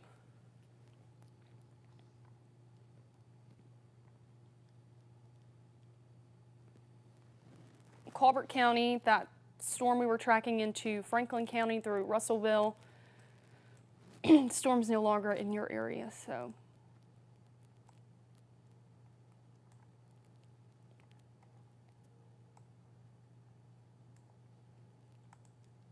I'm just going to go back here and take a look what's happening in northeastern Mississippi.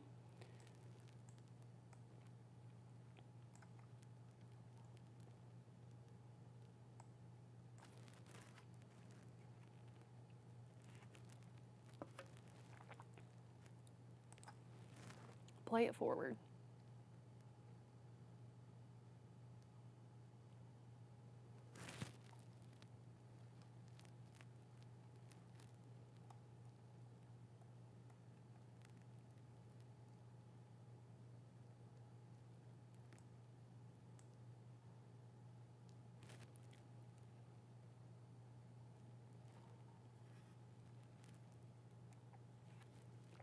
And if you notice, all of these storms tracking back, even portions of Arkansas, because I'm noticing a lot of people on the live commenting, you know, is my town done with the severe weather? Well, we do have some more activity to the back. I'm showing it to you right now, but they are all tracking south, southeast.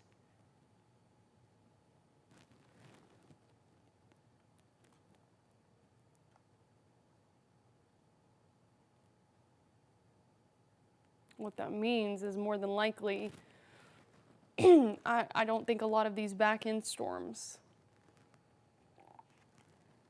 will affect us. It'll affect more of central Alabama. Okay, I'm going to get back in on this Lincoln County storm because it is well worth talking about. Okay.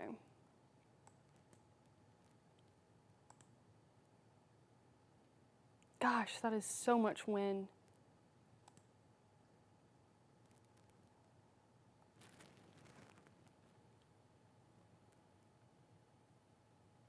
The good news is these are moving relatively quickly. If there's any good news at all, there's really not. Considerable damage again with this.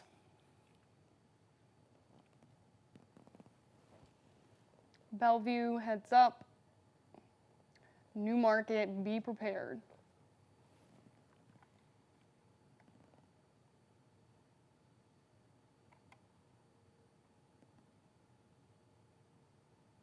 Susan, are we getting severe thunderstorms or is there a tornado threat? Mainly severe thunderstorms. We are under a severe thunderstorm watch through 2 o'clock in the morning, not a tornado watch. And I've said this several times, but there's a good chance the severe thunderstorm watch, that's above my pay grade. Might not be canceled early, but storms will gradually fizzle as we head closer to our 10 o'clock newscast. So here is the best line that we are going to get this evening. I told you this back end of the line has been broken almost the entire night, where that northern part of the line in portions of Middle Tennessee has been very well defined. Here it is. We started getting some isolated things early on, but there's the line.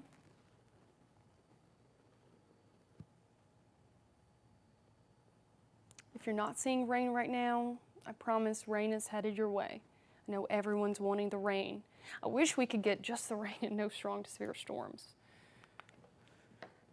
In a more perfect world. I'm going to go back and look at that Russellville storm. I think that warning will expire in about 7 minutes or so. I see some pops of wind.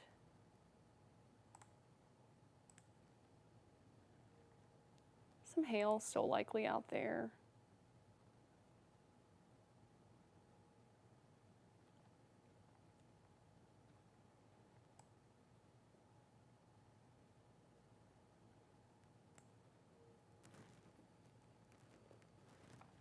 A more intense storm remains well to our north. Not well to our north. Hazel Green, New Market. Starting to get some rain. Get ready for the winds. Rain is good, winds are not. Well, winds to this extent are not.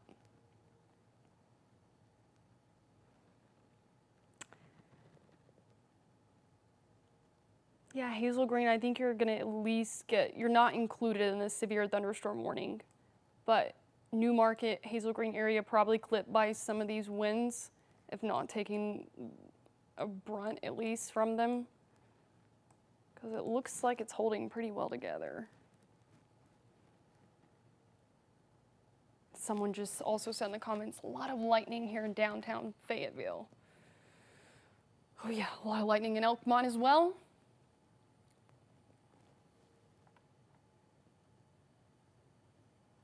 Jesse, what is the outlook for a chance of Sand Mountain magic? No Sand Mountain magic tonight. No Sand Mountain magic.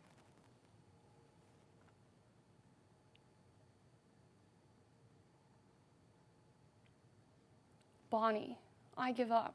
Don't give up. Hey, we're putting in the hard work for you. I don't know what that's in regards to.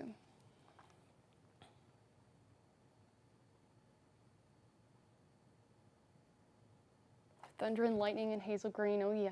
I know you hear the rumble, Susan. Get ready for the winds. Jessica, I'm just now watching. Is there any chance of tornadoes?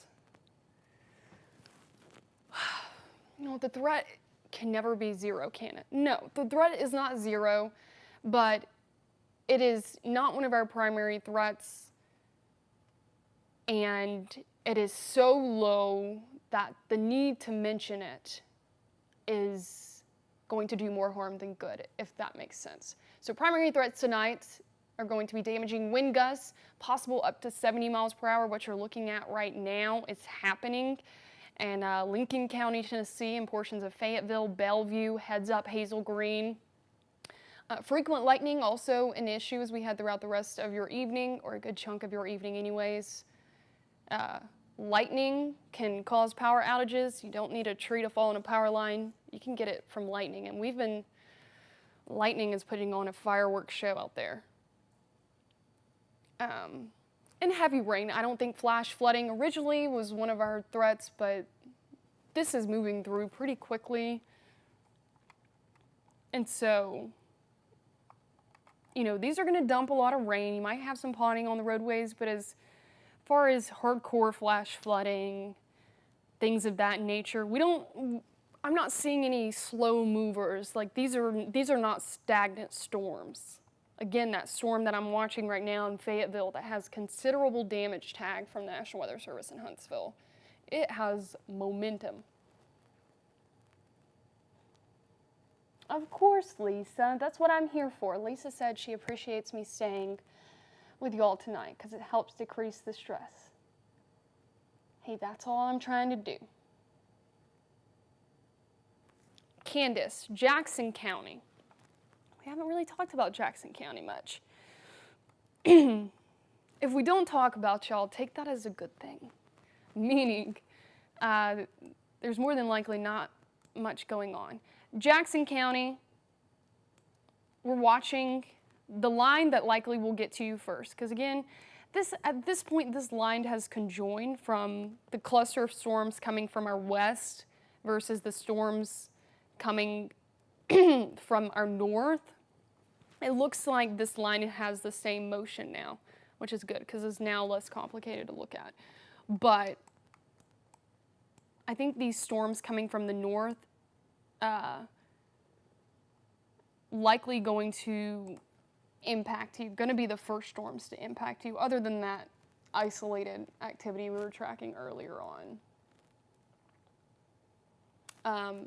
Especially if these winds, these 70-mile-per-hour isolated winds coming through Lincoln County, Tennessee, this will definitely probably go through portions of Newmarket, clip far western Jackson County. If it all holds together, Scottsboro, you will be the next place on the map, or not Scottsboro, I just need to zoom in, get some more town names. Maybe areas like Huntley getting clipped, Princeton, Pleasant Groves, even probably some Skyline, Hollywood, Scottsboro. That's a long way off. I'm going to be amazed if these winds hold together that long. Of course, we're going to watch it.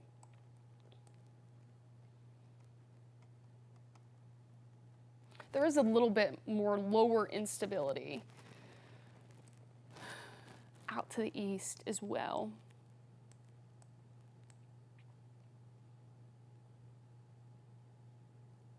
Just a little burst of winds.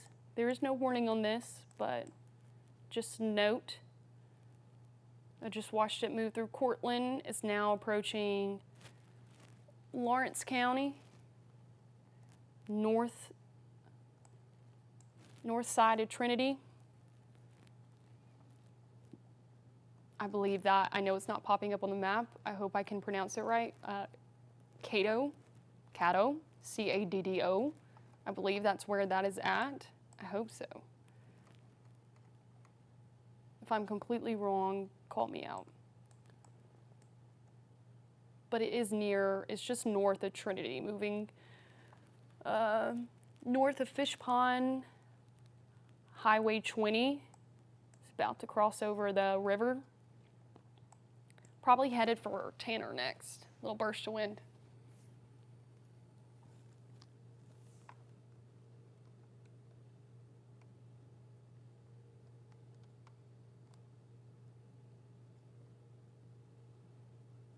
And again, I'm just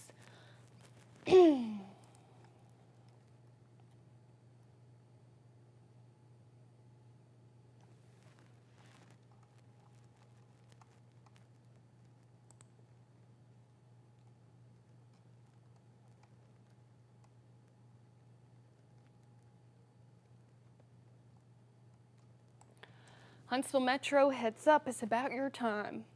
It is about your time. I'm probably going to go ahead and put a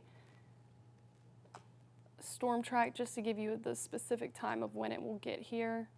And I'm going to do more of one of these, which kind of difficult, but I should have zoomed out. Oh, I can zoom out. Okay. We're going to say 45, just so a lot of people have asked about Marshall County too, and I want to get Jackson County in there. Here's just a timeline as we're tracking the showers and storms moving into portions of Madison County. Some of these storms, again, strong. No current severe storm moving into your area, the Metro Huntsville area. National Weather Service I'm just reading.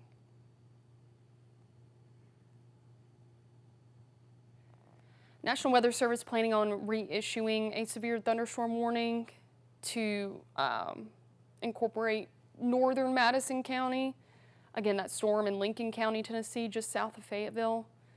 I mentioned New Market, areas close to Highway 231. Going to be dealing with possibly some 70-mile-per-hour wind gusts. But here's just a timeline of areas not currently seeing rain, but we'll be seeing rain very shortly here. Priceville, 8:38, next 5 minutes, Mill Creek Elm. I don't know why my mind went to elementary, 8:41. Madison, 8:42, within the next 10 minutes or so. Meridianville, 8:44, New Market, same story again, New Market. We're going to be watching for a severe thunderstorm warning to be extended for your area. A lot of gusty winds, upwards of 65, maybe 70 miles per hour. Somerville, 8:47. Meadow Hills, 8:48. Morse Mill, same story. Huntsville metro area, closer to 9.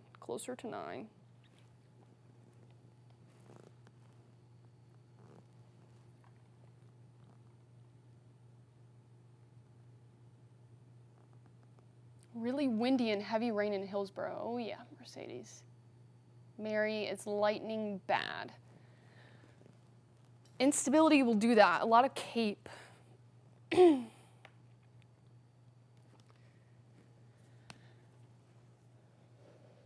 again, some of these storms have had extreme lightning.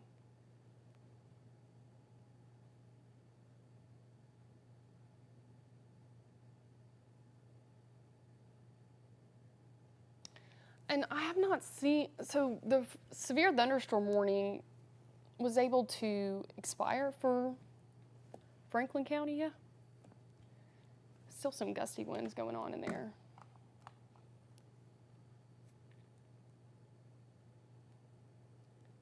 So the new severe thunderstorm warning will be coming for southeastern Lincoln County, Tennessee. They're putting a new one on Franklin. I believe it's Franklin County. Yeah, Madison and Jackson counties as well. Madison and Jackson counties, again, that I just told you, strongest storm. The southern part of the storm, honestly, is, I'm going to clear this to go back into it. Strongest part of this storm is southern Lincoln County. Again, New Market, Huntland, you're probably going to get clipped by some winds. Princeton, if it continues on this track. So that's probably where the Madison and Jackson new severe thunderstorm warning will come from. Bonnie, thunder on top of Caddo. I hope I'm saying that right. Yeah, that's in, what, Lawrence County? Isn't it? I don't think it pulls up on our map, but I believe it's right in this area, north of Trinity, north of Decatur, or somewhere close to Trinity. Or Morgan County, excuse me. I don't know why I said Lawrence County. Excuse me, Morgan County.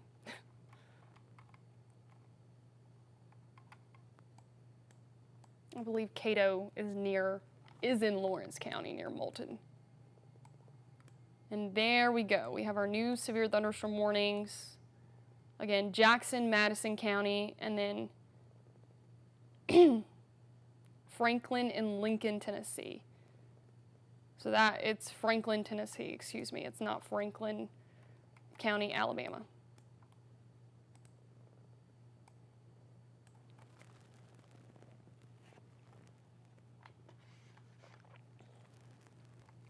So they did include Huntland as well.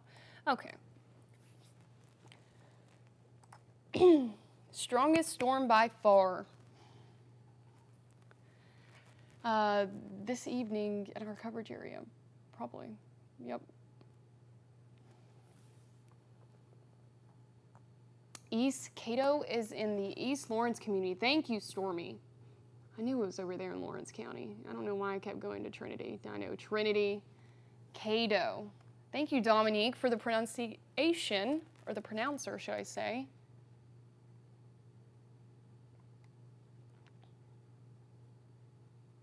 Thank you, you are so helpful. Lightning in Hazel Green has been impressive. Oh yeah, Valerie, you are not included in this severe thunderstorm warning, but probably get ready for some pretty gusty outflow winds.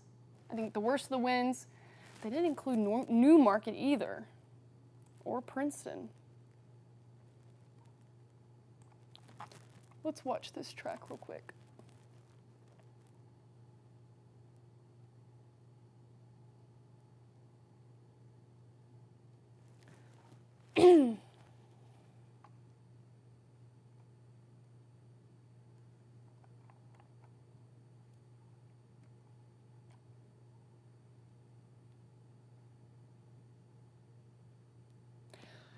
Yes, new thunderstorm warning.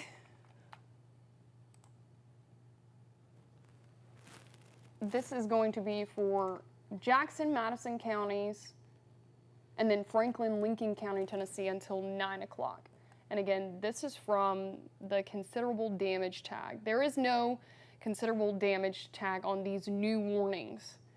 But no, these winds are packing a punch. I still think probably upwards of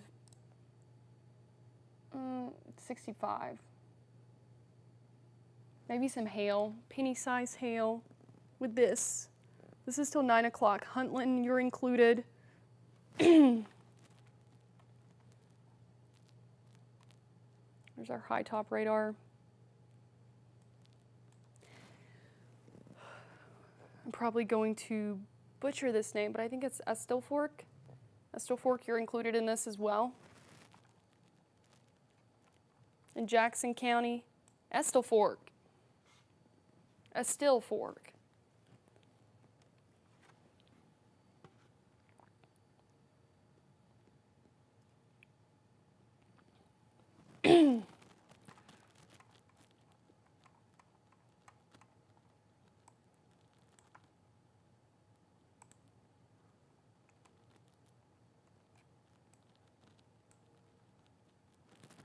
Put these storms in the back here into motion.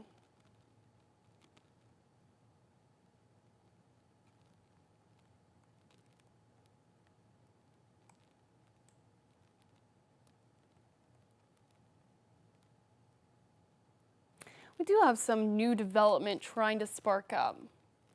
Just these tiny little isolated, or southern middle Tennessee counties across Florence. But this is the main line, you guys. This is why we have a 48 first alert weather day.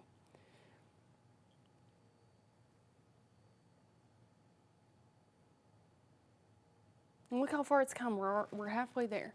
That doesn't mean let your guard down, especially areas that have barely seen rain yet. That includes DeKalb County, Marshall County, Huntsville Metro, Jackson County. Don't let your guard down.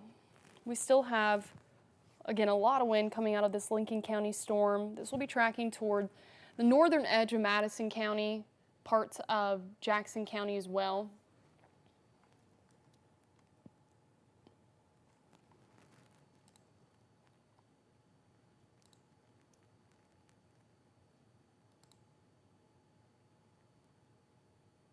And again, the storms out to our west that you still see firing up in portions of Mississippi. So like Pontotoc, Tupelo, Amory, Aberdeen, Starkville's in there somewhere. These storms will continue to track south, southeast. These will be for central Alabama, not for us. Can't rule out some additional development like these little buggers trying to pop up.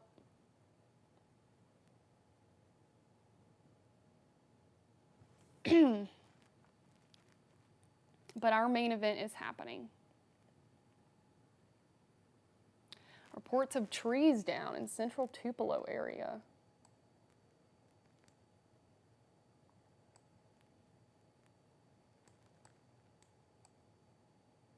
If y'all do have any damage reports, please let me know. If it's a power outages, I kind of want to go check and see what power outages are looking like. I feel like in northwest Alabama, there's always tons of power outages. Starting to hear thunder, Chapman Mountain area. Sheffield seems to be picking up right now. Yep, the storm's starting to move closer and closer into Metro Huntsville area.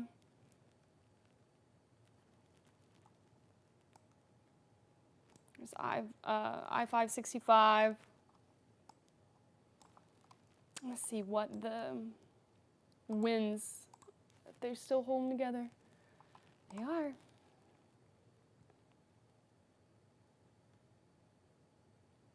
I don't think they were as intense as they once were. Maybe dropped down from 70, 65. Now we're about 60 miles per hour, but still. Seek sturdy shelter. I would not be camping.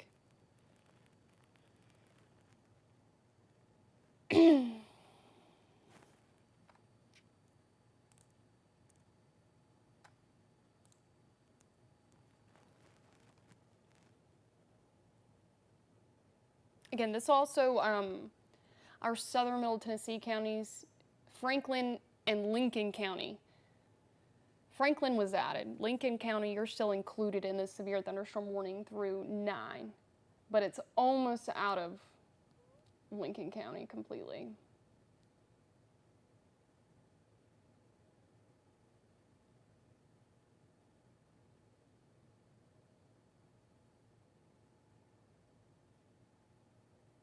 Okay.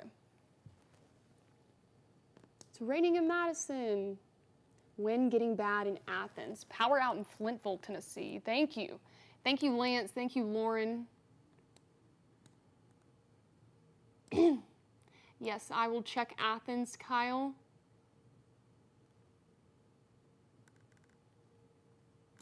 I'm looking right now.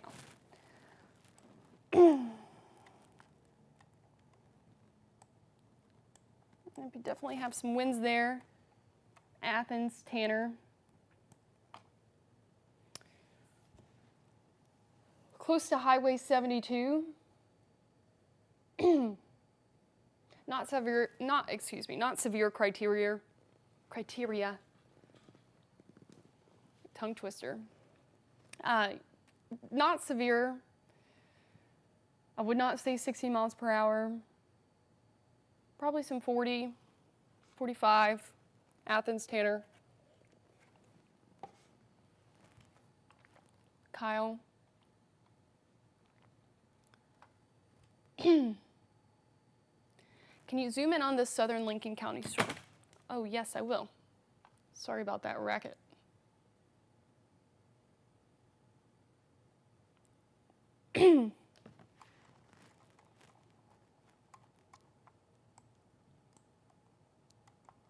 Here it is. Wind already in Huntland. Again, this is Franklin County, Tennessee, in Huntland. This area, portions of Franklin County, Lincoln County, also northern Madison County, y'all had it rough for this severe season, this year's severe season. I think our last was April Fool's Day, I believe, March 31st, overnight into April 1st. Today is nothing like that day, but still a lot of winds. 60 mile per hour wind. It's working on crossing the state line as we speak.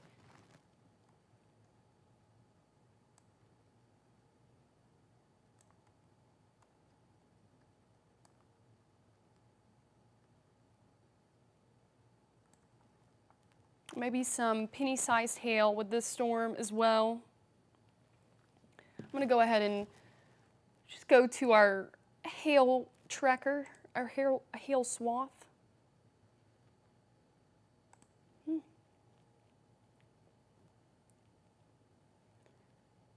A little bit of hail, not that impressive, some penny-sized. The bigger hail producers tonight were from the storms coming from the west in Mississippi, honestly. They did produce some winds too, but it was like the winds from our west were mainly the hail producers, and the wind producers were that defined line, more defined line to our north. Tornado warning south of Hamilton. Let's go take a look-sees. South of Hamilton. So in Marion County,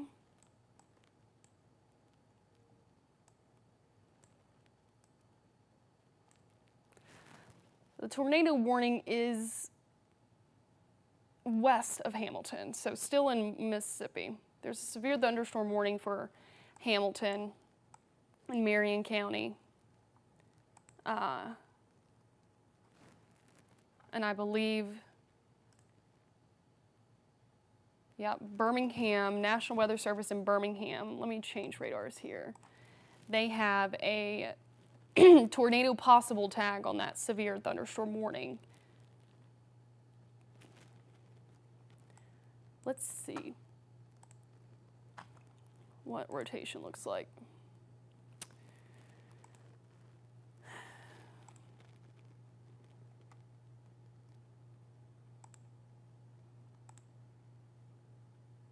Shear rates picked up a good bit.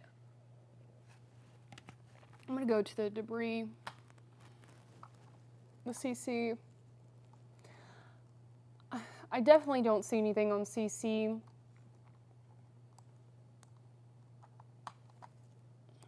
Let's see if I can see any rotation. It looked better defined before a warning was placed on it. As far as the rotation, like it looked much better coming out of Tupelo near Verona. I don't really see rotation. I see a lot of winds. But spinning winds, that's different. It's trying to get a little kink in that wind line, but I'm not seeing it. And then again, this is moving due south, so this is well out of our coverage area. This is going to be for Lamar County. That is Birmingham's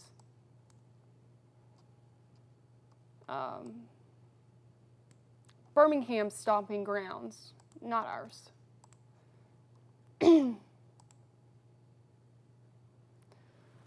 Still a lot of wind out there.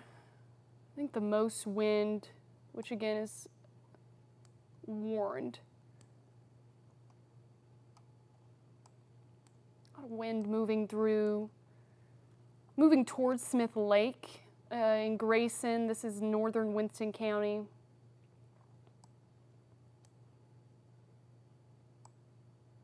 There's just like a little burst of wind everywhere, mainly, and we forecasted this. The wind would be likely the worst along the leading edge of these storms.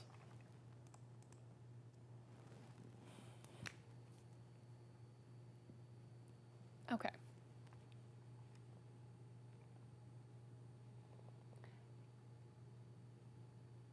Is this actively live? Facebook confuses me sometimes. This is live.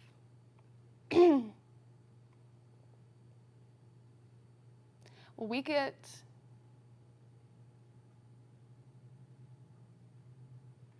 and Huntsville just issued another severe thunderstorm warning. Again, this is now for Franklin County and Lawrence. I believe this is some of the wind that I just picked up on.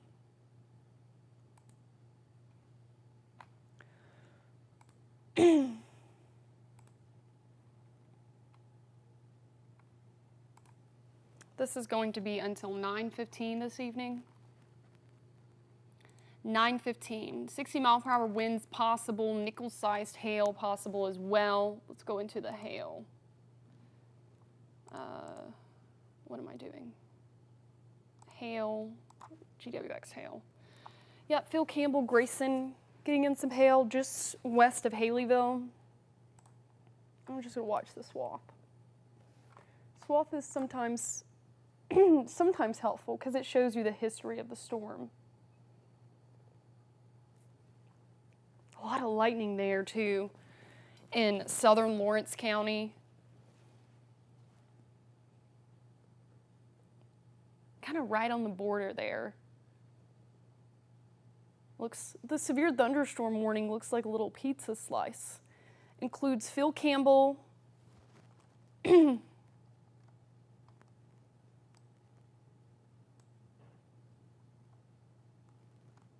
Franklin County, Alabama, and parts of Lawrence County, southern Lawrence County for the main part, or the most part. 60-mile-per-hour winds. Also, well, there it is. There's the hail core coming through Phil Campbell. You see the purple starting to pop up? Let's go check on Huntsville Metro. Let's go check on you.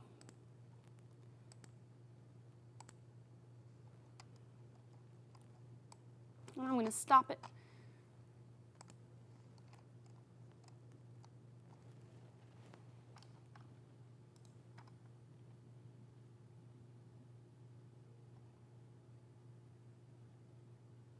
Severe thunderstorm warning still in effect for portions of Madison County. It does not include Huntsville Metro. It includes a teeny tiny sliver just east of New Market, but still a lot of lightning moving in. Harvest, maybe some hail there in far eastern Limestone County, right there. Let's put on our hail tracker. Yep. Yep.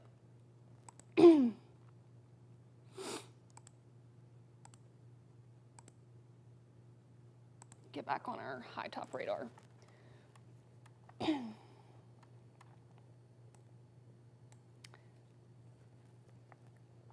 Winds coming in. Oh yeah, there's some winds coming in too. Let me watch the track of this. Very close to Madison, in between Madison, Capshaw. Yeah, right along Highway 72. Big burst of wind, probably 40, 45, maybe even upwards of 50 miles per hour. Hazel Green, in between Hazel Green and Meridianville. Is just to the west of Highway 231 as well. We'll go on there. Tony, just went over Tony, Pulaski Pike, Murphy Hill Road right on top. It's headed towards Walker Lane. And again, this is just winds, not spinning winds. A lot of wind though. I have that new, well, I guess Birmingham added the severe thunderstorm warning to cover northern Winston County, there near Grayson.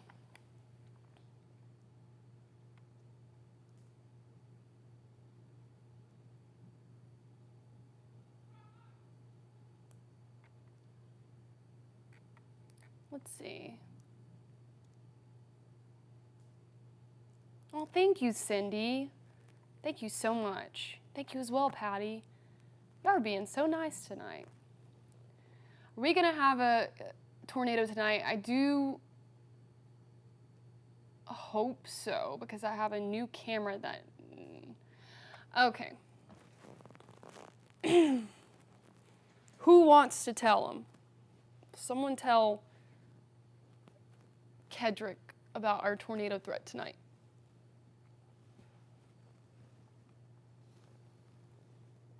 We never hope for a tornado, by the way. Ever. Ever, ever, ever. And yeah, there that tornado warning went. I didn't really, yeah, I didn't see much rotation there.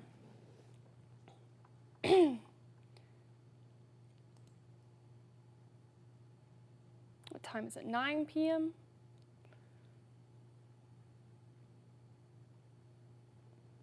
Maybe some pea-sized hail. I just saw someone ask if there was some hail coming towards the Madison storm. Maybe some pea-sized hail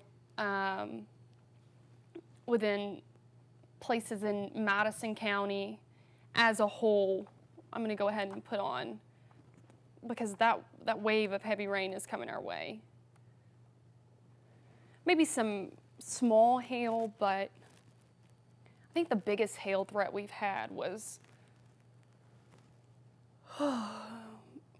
our first couple of isolated cells coming out of Waterloo that had a pretty good hail core. The other hail core in Franklin County, I believe Colbert County was included on that. $half size. It was pretty intense.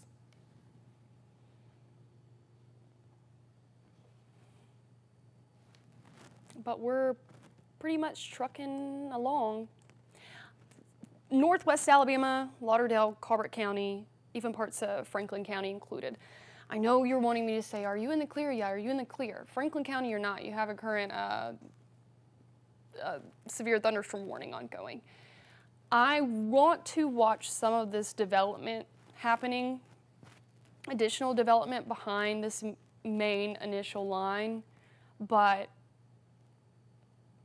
it's looking okay. And the National Weather Service just expired the severe thunderstorm warning for both Jackson and Madison counties. That was for that considerable damage, that 70-mile-per-hour wind gust. It's weakened dramatically. Still some spurts of wind, though, just right over the top of Madison, along Highway 72, New Market, that burst of winds crossing Highway 231. Franklin, Lincoln County as well. What's out of Franklin County, Lincoln County, again, it's starting to fizzle. And I told y'all,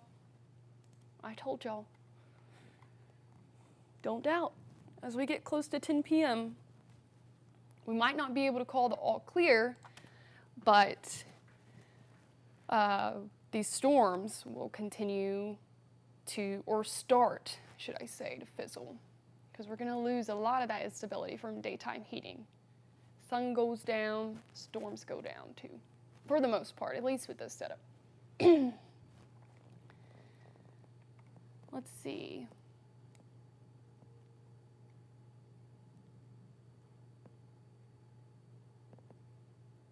Will there be hail in Athens? Kyle, let's look at it real quick.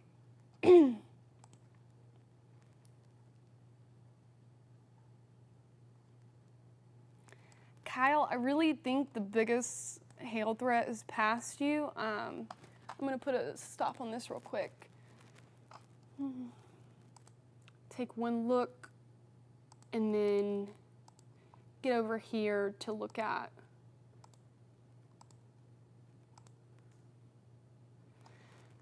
maybe some pea size, but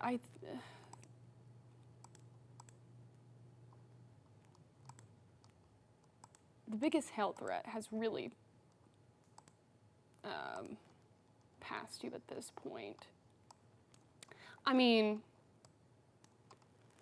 if you live on the south side of Athens, so like along Highway 31, Oakdale Avenue, Nick Davis, Lindsay, you might still be dealing with some pea-sized hail. I don't want to, I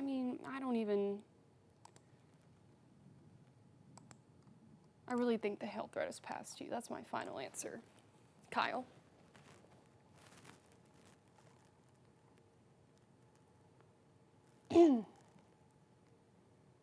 Okay. I've not checked the comments in a while, and now they have like stacked up. Please don't get angry to me if I don't read your comment. I promise I try my best to like go through them. But a lot of times too, they're kind of out of order, and I don't know why that is, but I'll see like someone's comment, and I've had it happen before, and they were like, why did you answer them? I commented first. I don't know. Okay, what about North Gunnersville? We're camping tonight. Stevie Riggins, what kind of camping setup do you have? Are you like in a camper? Are you in a like full on, like not glamping, you're roughing it? The tent? I don't recommend being in a tent at all tonight.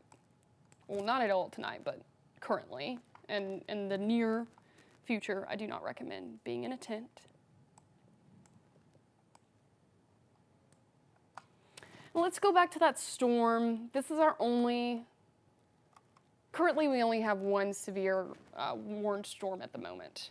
And again, for those just now joining, that severe thunderstorm watch does go until 2 o'clock in the morning. Will we be up tracking severe storms till 2 o'clock in the morning? Very, very doubtful. One moment, I'm looking at an update real quick.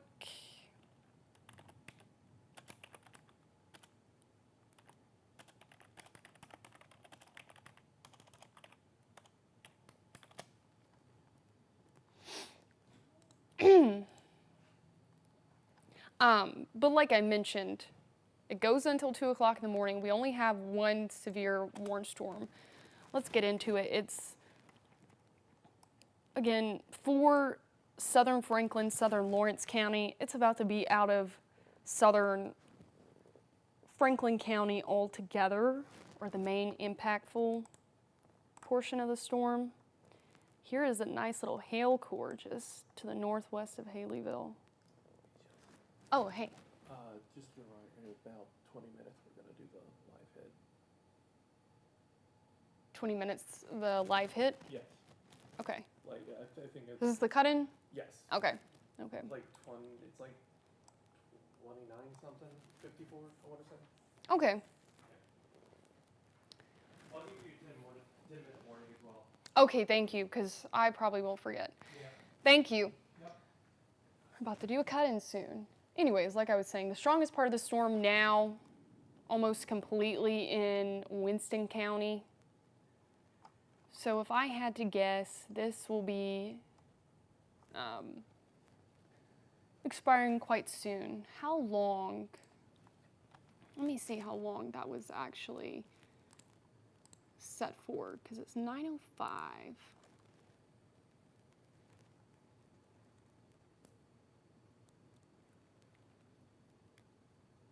Till 9:15, so 10 minutes.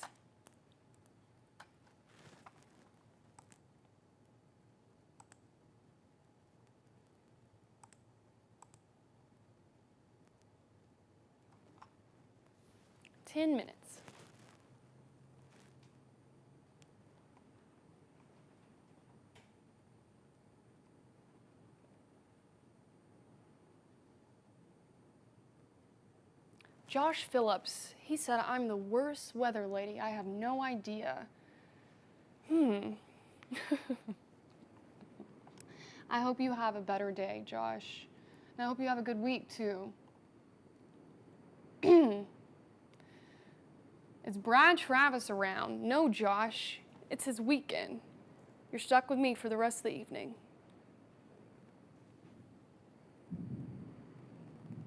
Ooh. Rain pouring down on the station right now. I can hear it on our roof.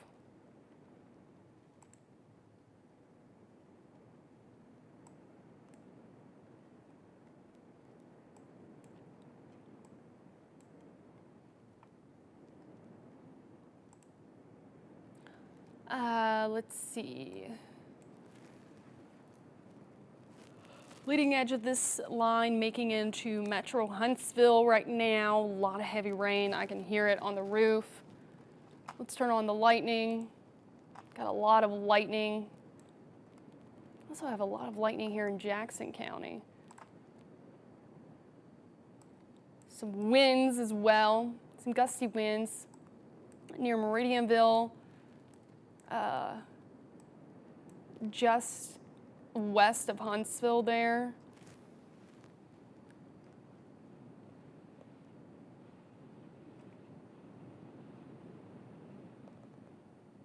Is there a tornado threat near Newmarket? No, Jeremy.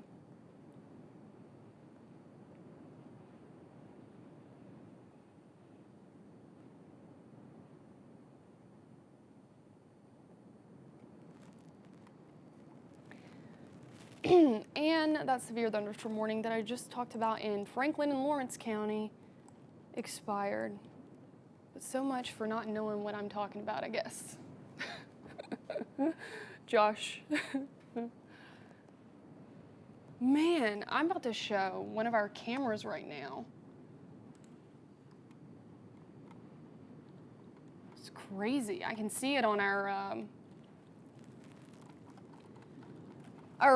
little wall we have. I don't know the fancy name.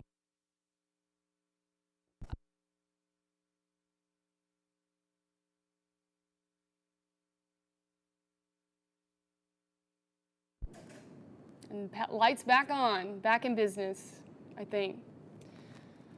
Oh, Lord. You'll see that? Let's see. I'm going to take our Huntsville camera, and I'm going to, well, this is our Madison camera, but Huntsville, where are you?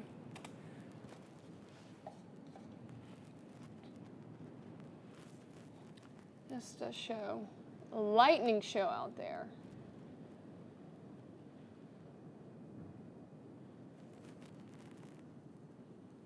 Wow.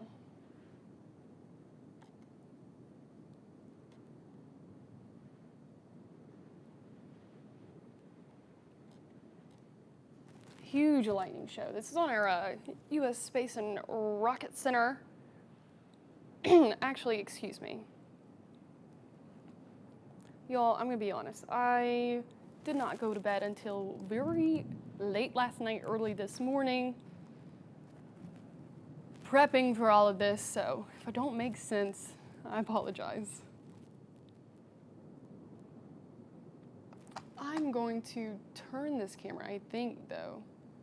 It's kind of hard to see because it's at night. The only time you see something is when you see a big flash of lightning.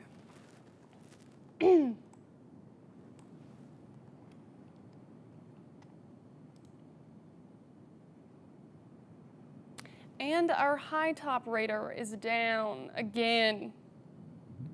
I wonder if it got struck by lightning. Good grief.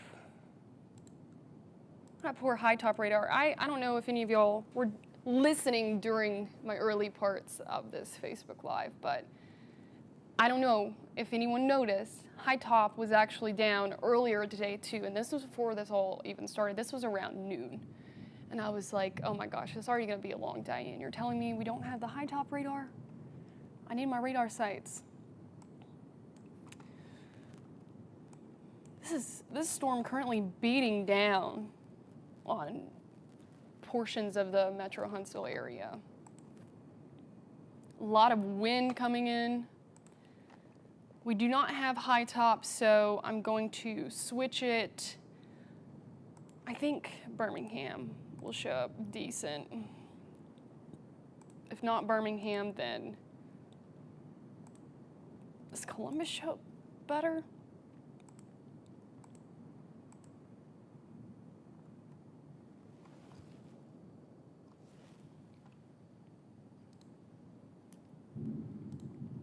And I'm going to take y'all back to the radar. Sorry about that. Just thought the lightning show is crazy. It's much different looking at it on a radar versus being in it. And I'm sure all of you can say the same. Much, much different.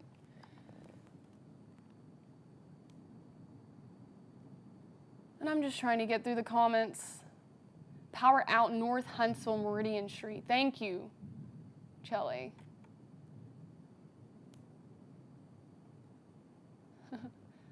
Some of y'all are funny on here.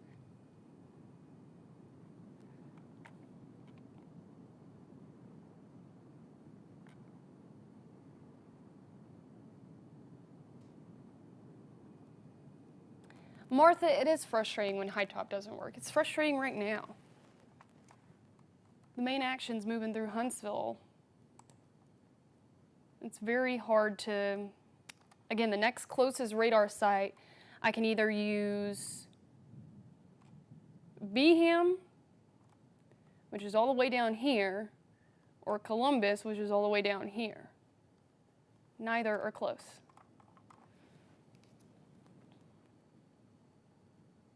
Oh, Jeff Denoyer, meteorologist Jeff Denoyer just texted me, lost power in North Huntsville. Thank you, Jeff. Washington Street area in Huntsville lost power. Do you cover Blount County, Myra? No, that's actually Birmingham's stomping grounds, Blount County. My grandparents live in Blount County, actually.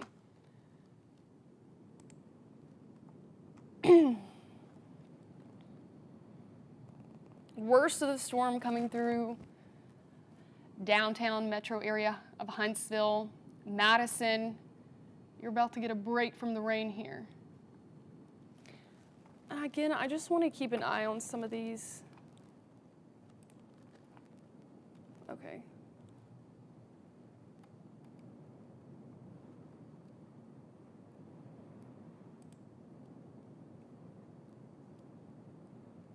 Go back.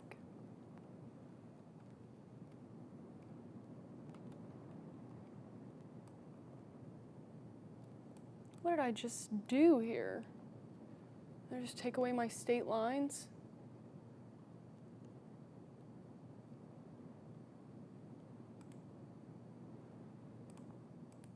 I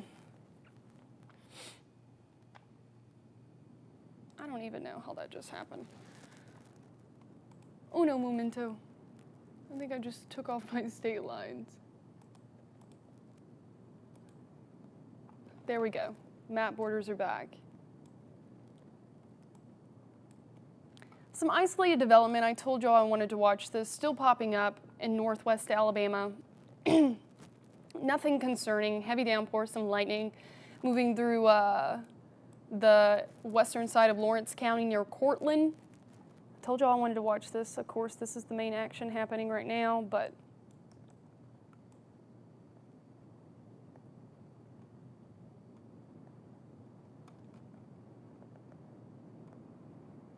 I'll make a deal with y'all.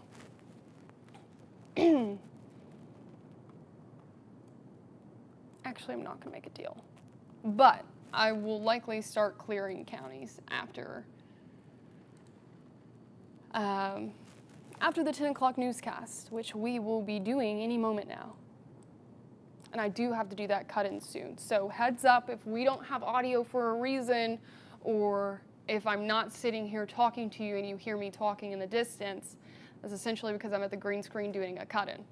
And when we get closer to our 10 o'clock show, I'm going to have to start making my show. So y'all will stay put on the live, but know if I'm not answering questions, I'm not moving things around, it's because I have a show to do at 10 p.m.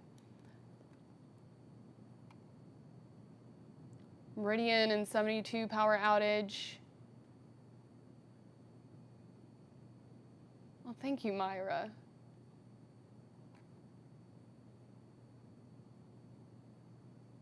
Maston Lake area, no power.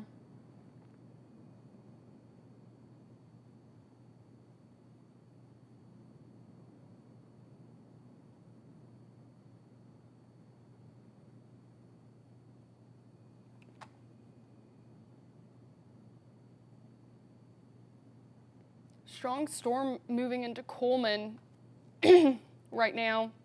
Severe thunderstorm warning still over in Winston County, not for Coleman. But wind gusts up to 50 miles per hour, pea-sized hail possible with that strong storm in Coleman.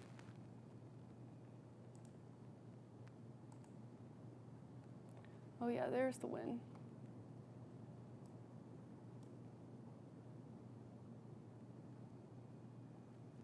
I wonder if high top is back. I'm going to check on my phone. It's the easiest way on one of my radar apps.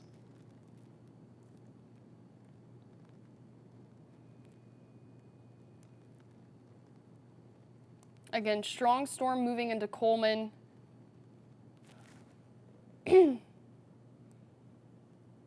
South Vinemont, you look to South Vinemont, Falkville.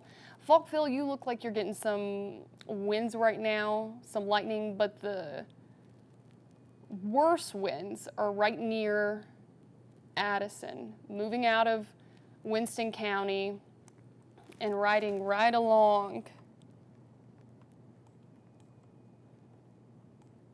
It's riding right along Highway 278. So near Jones Chapel, likely going to affect areas near Good Hope, maybe even Huntsville at some point.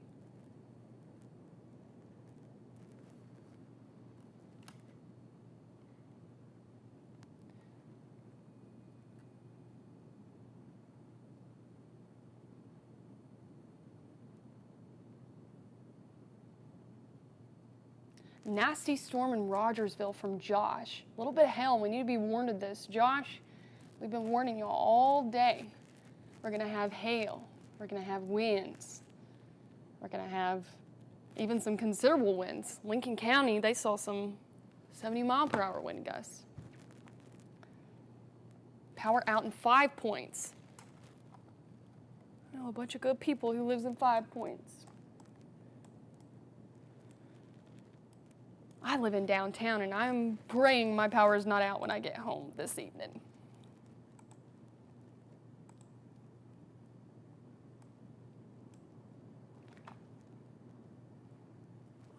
Is high top back up? I guess it is. A lot of lightning in there around Meadow Hills, Princeton areas, in Jackson County.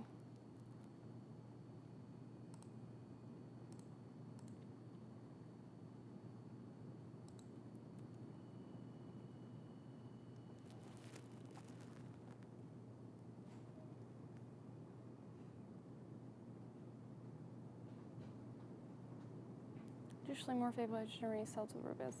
I'm just reading the newest forecast discussion 10 here. until we cut in. 10? Okay. Thank you, Tyler. Do you have your IPN right now? I don't. I have it right here, though, in case we need to go on the wall.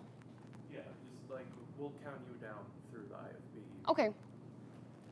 Okay, everybody. I am about to have to get ready for this cut-in, so I'm going to be on mute for just a couple minutes to note I'm not going anywhere. I'm still right here looking at everything.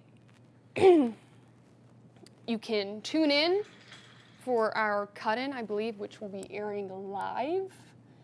If I'm not correct, I'll be sure to come back and let y'all know the correct answer when I'm done airing the cut-in. But also, as we get close to like 9:45-ish, I gotta start making my show for the 10 p.m. too. So, I'm gonna let this loop right now.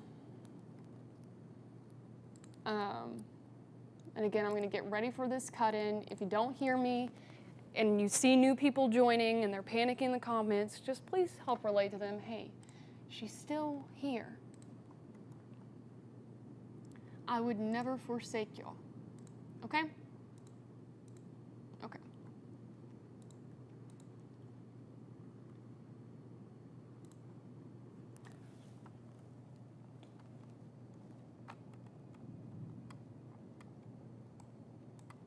Still watching that pretty strong thunderstorm moving into Coleman. At the moment, that is the strongest storm in our area. Don't get me wrong, strong storm moving into, right on top really of the Huntsville metro area. A lot of power outages, 5 Points, North Huntsville. We told y'all that these would be possible. Again, I'm going to mute myself to get ready for these cut-ins, and I will be back shortly.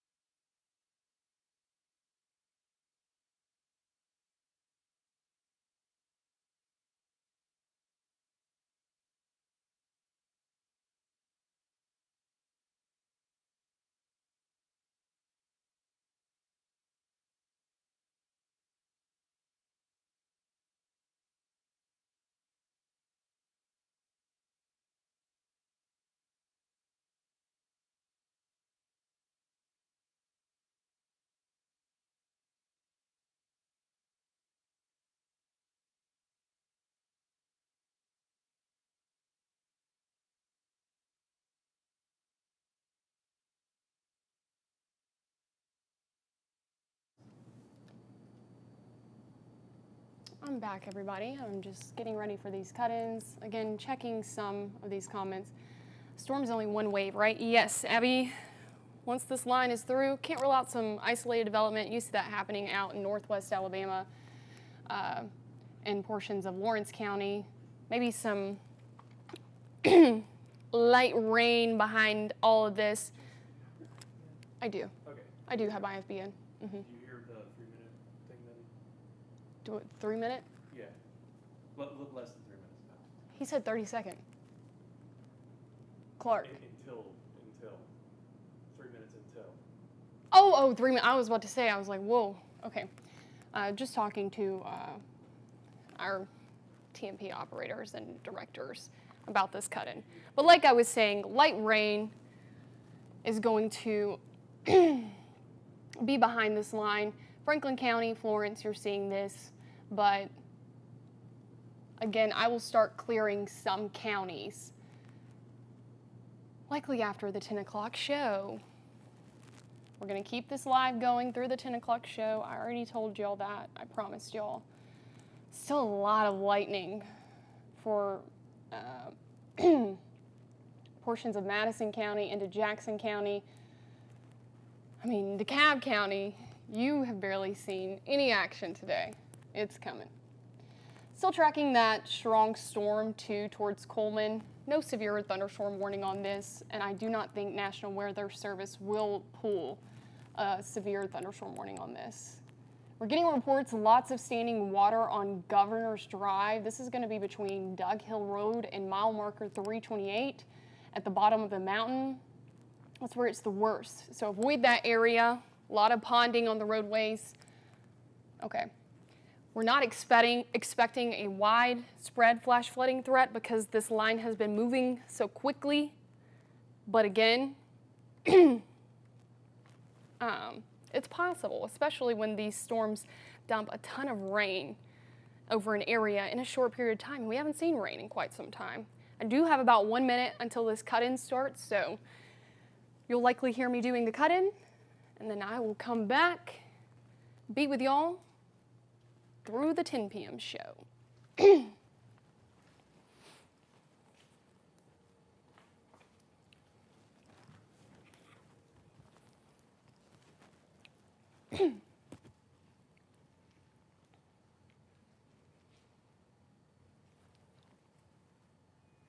That will work, Tyler. Thank you.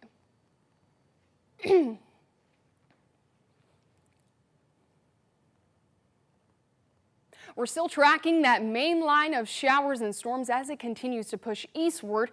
Frequent lightning, heavy downpours, also some flash flooding possible in some areas. Main threats are going to be those damaging wind gusts until this line's completely out of here. That severe 2 o'clock in the morning, but most of this out of here by midnight. That's a look at your local weather forecast.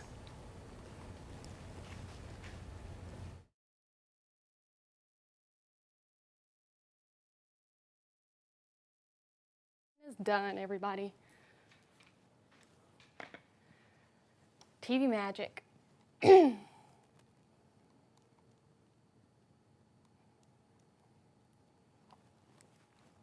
Sarah, where is it worst at? I'd say the worst storm at the moment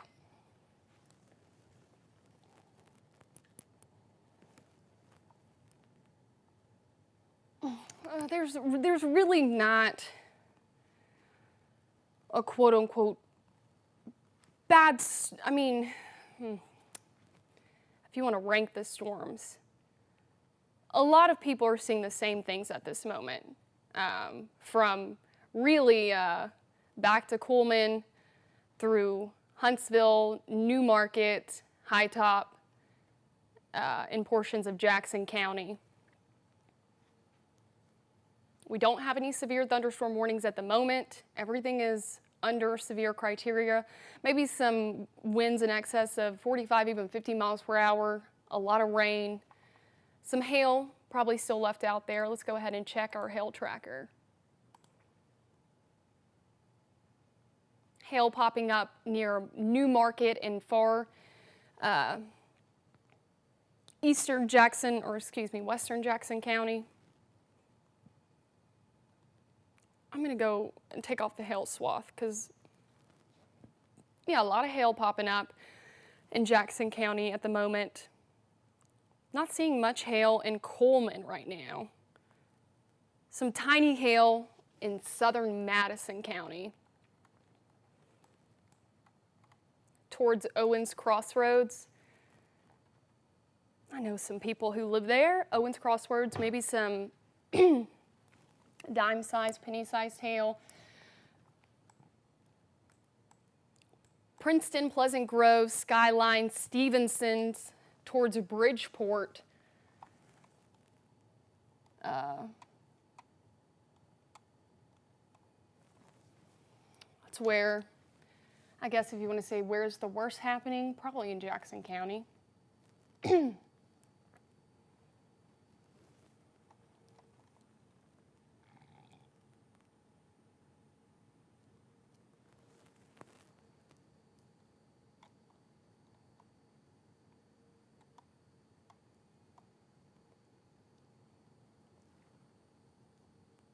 Thank you, Donna.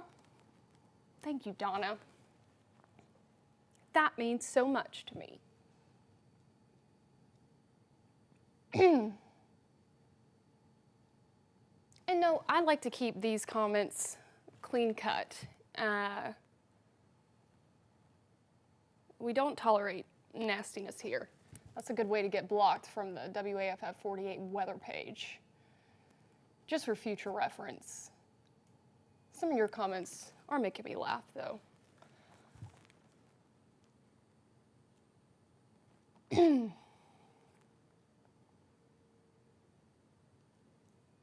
Jason said, thanks, Shelby. You know, my parents actually almost named me Shelby instead of Chelsea. I'm glad they named me Chelsea.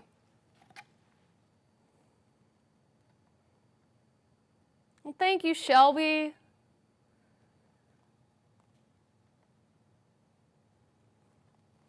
Destiny, any more hitting Hamilton, more coming from Mississippi. So again, Hamilton, it's in Marion County.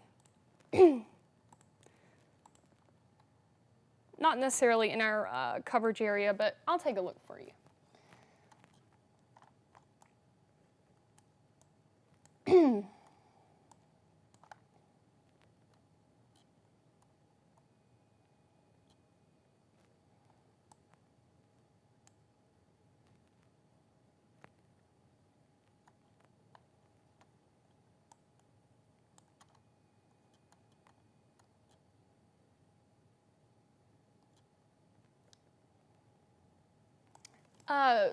Let's see.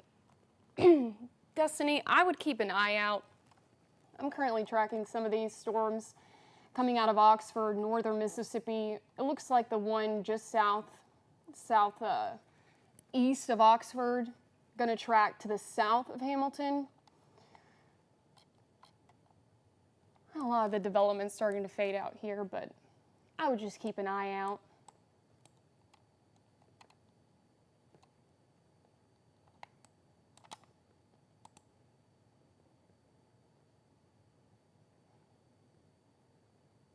Burst of wind moving right along Highway 72 towards Bridgeport.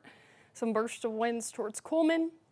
Again, no severe warnings in effect at the moment. Well, thank you, Rachel.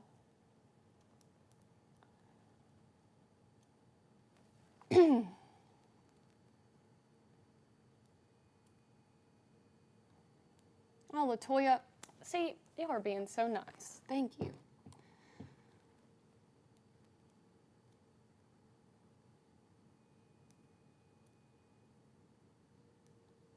Thank you, Norma.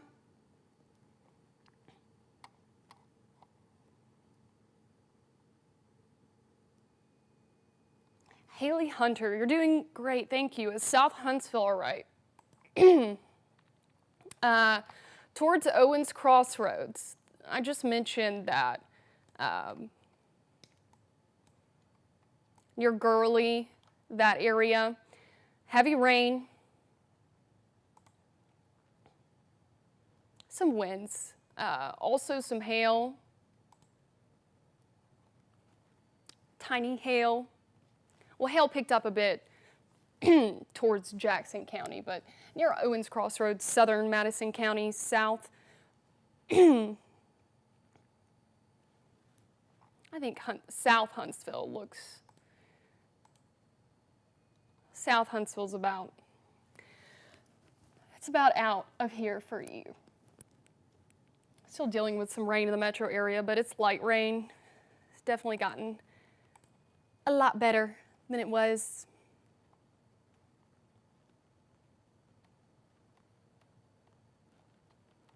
See that development that I was watching earlier.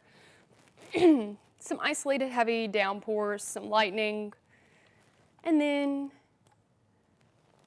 just some rain, some good old rain back here moving in for our northwestern counties. The green means go. Green is good. That's what we like to see. Now, central Alabama, a different story.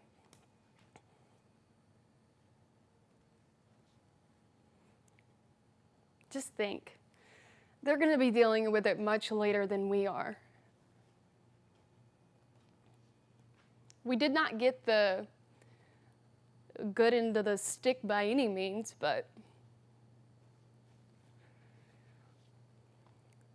everything is still on schedule, likely to be out of here by or before midnight. Pretty confident about that. And again, I just want to make or repeat, rather, that report.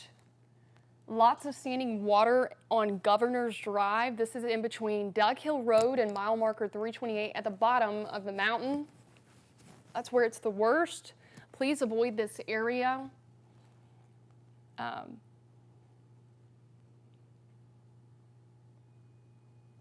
We're not expecting a lot of flash flooding, as this line moving really quick, but a lot of heavy rain in a short period of time on very dry soils is not the best thing ever, because it's hard for that rain to permeate the dry soil. When I worked out in Reno, Nevada, and it's super dry there. You want to talk about drought? Drought, wildfires, it's horrible. Whenever they would get rain, there would be so much runoff because the soil just cannot take it. The water can't even permeate because it's straight up dust out there. Power out off Oakwood Ave and Maysville Road in Huntsville. Thank you, Pam.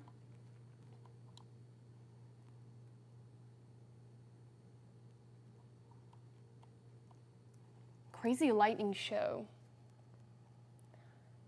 Scene from Moulton. Oh, thank you, Ashley, for sending me that video.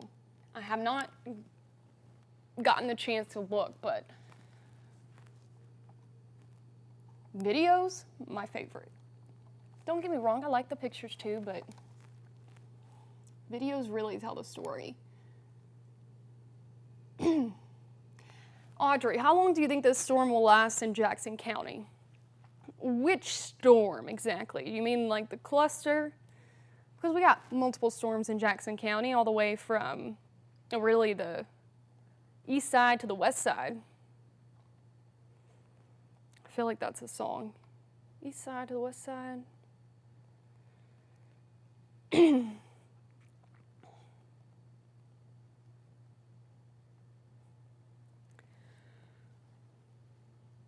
Just based on the movement of this line, Audrey, I would say rain will probably be exiting the area. How about, better yet, let's put a storm track on it. I know y'all love storm tracks.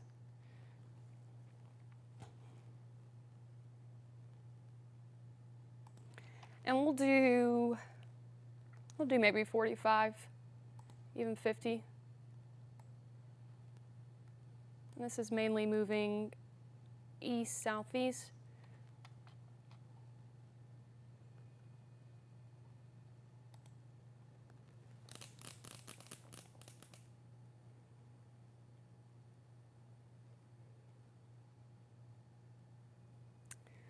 Let's see. I need this to go out more. I would say, give or take, about an 30 minutes to an hour, hour and a half. I'd say an hour. I would say an hour. And this line of storms moving through Jackson County should be shifting to the east-southeast.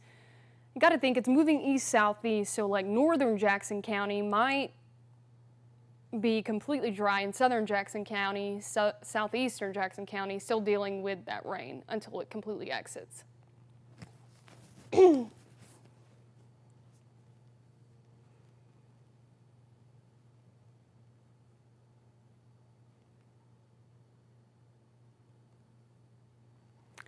good news for everybody.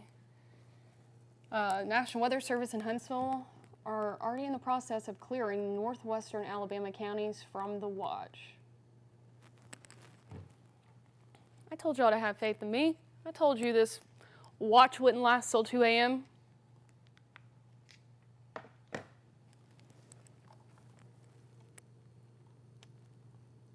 Sandy, thank you, Chelsea. Good sleeping weather here south of Lacey Spring.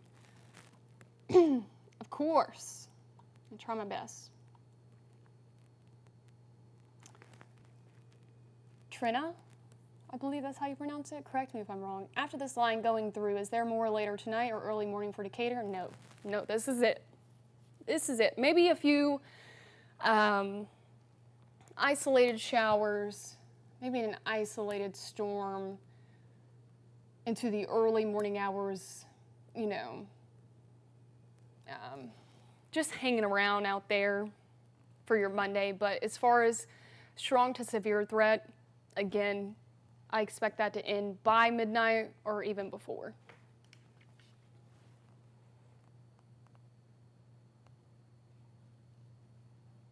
Ten out of 10, what would you recommend for dancing in the rain right now? Please make sure there's no lightning out there if you're dancing in the rain. If you are in Franklin County, even I'd say Colbert or Lauderdale County, you can dance in the rain. Green is good. Yes, Destiny. I'll show you future radar.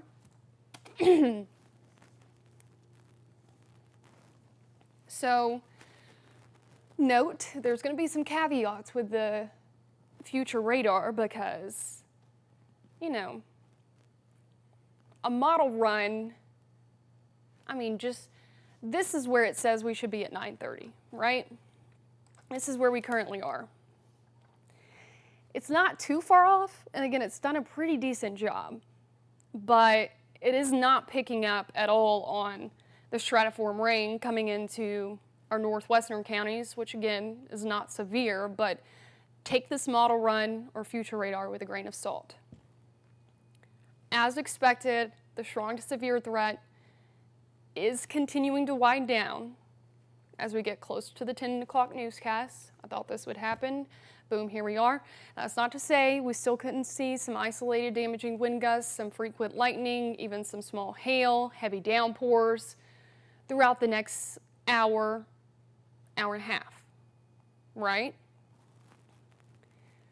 But as far as when we're going to be completely dry, I mean, again, likely close to midnight. Completely dry is the wrong word. When the strong severe threat's over, it's going to be by or before, just before midnight. Maybe a few early morning showers lingering into your Monday.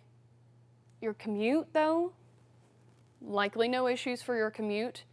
We're probably going to be dealing with some fog, if I had to guess.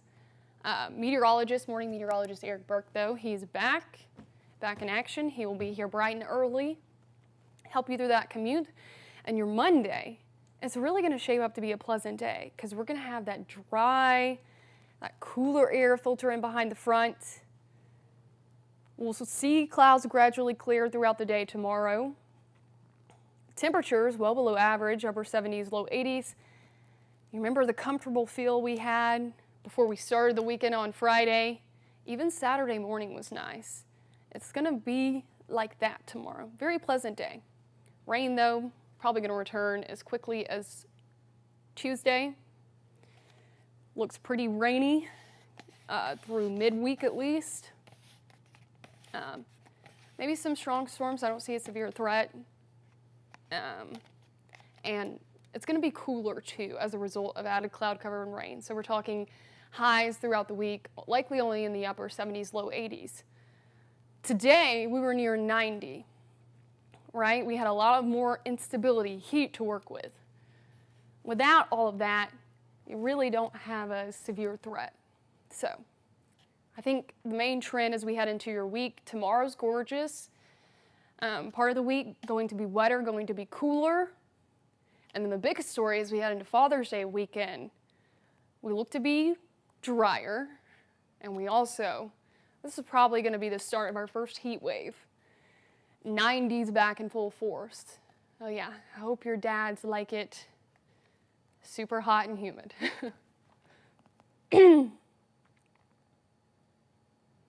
Bridget, power went out and came back on in Scottsboro. Yeah, our power flickered here. I showed y'all.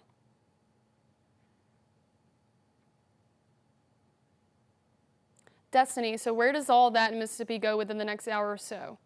Well, right across the state line, it's going to go into central Alabama.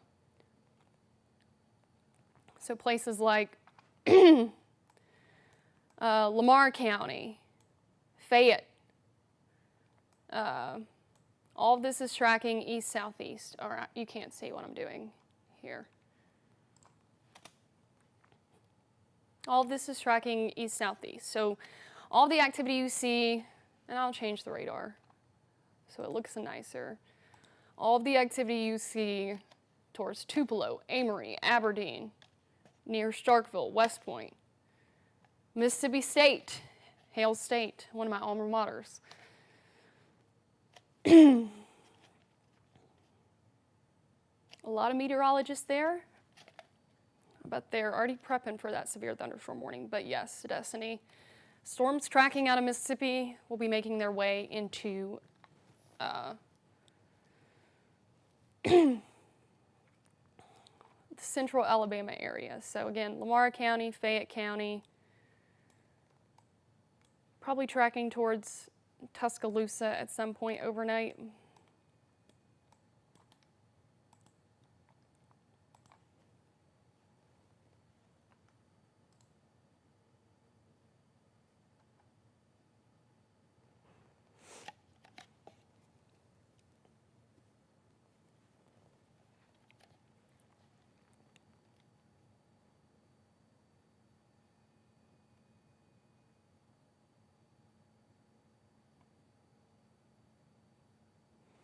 Yeah, pretty rough in Stevenson, Veronica.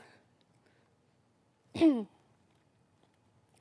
know, DeKalb County, they haven't seen any action almost all day.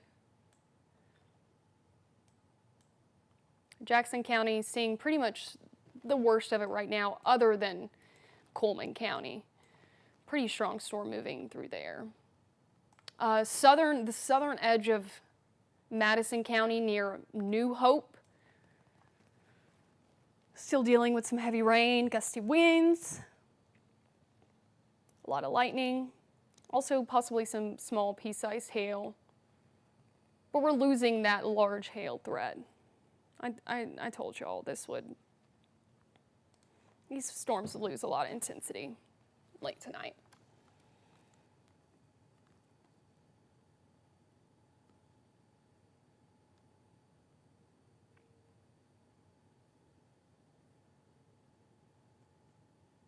We just got a new mesoscale discussion. It says intensities along the line have been generally sub-severe so far. Yep. Winds aloft are quite strong. So winds of 30 to 40 knots. You convert that to miles per hour. It's going to be like...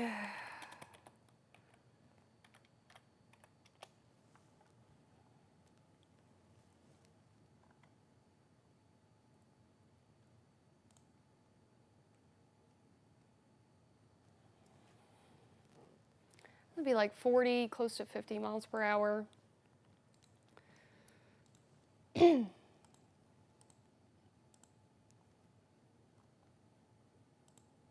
Going back.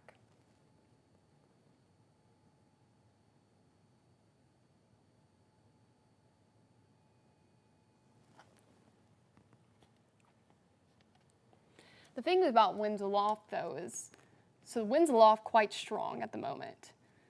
You get enough heavy rain, that essentially pulls those winds closer to the surface to where you feel them. So again, most of these well below, not well, but below severe criteria. Can't rule out some gusty winds, lightning, pea-sized hail, heavy rain, the works. But that severe threat is waning. This is a WAFF 48 First Alert Weather Day, sponsored by Valley Storm Shelters. Power is out on Poplar Avenue, Northwest Huntsville. Thank you, Beverly. Time has gotten away from me. It's about to be our 10 o'clock show. Again, I will keep this up. If you don't hear audio, it's because we're currently in our show.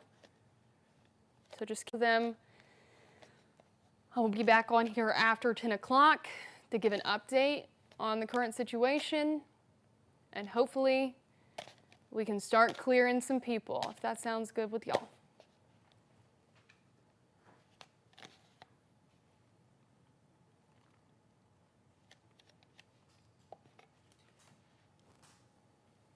Again, I'm still here with y'all, but if you hear me go out, I'm here. Maybe not my voice, but my presence.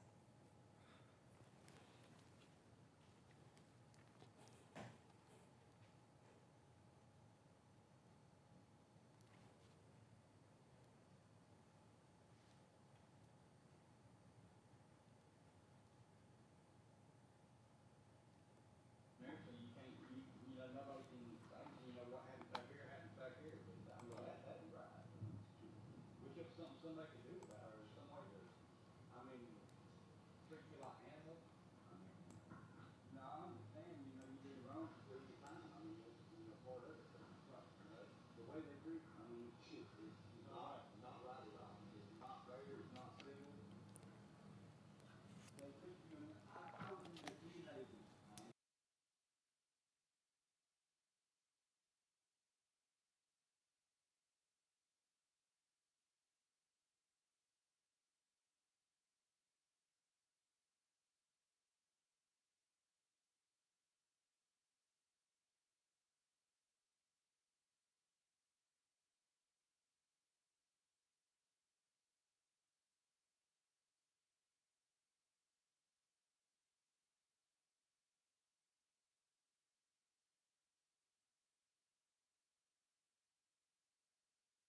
Mic check, mic check, mic check 1 2, mic check 1 2. Vicky, the throat irritation is real.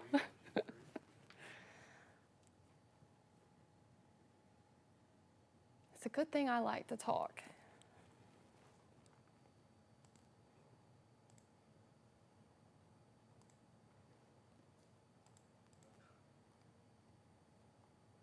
And High Top, back online. We got the confirmation. I think it's been online for quite some time, though, but because I've been using it.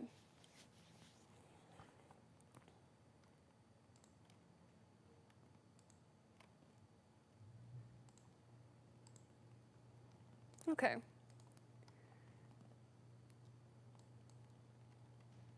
Again, we are about to head into our 10 o'clock newscast, so if you do not hear me, don't worry, I'm here. I just will not be able to check comments and whatnot. Nothing imminent at the moment, no severe thunderstorm warnings in effect. I cannot completely rule out possibly getting another severe thunderstorm warning before this is done and over with. But it likely will be before midnight. And again, I'm expecting this to be out of here by or before midnight.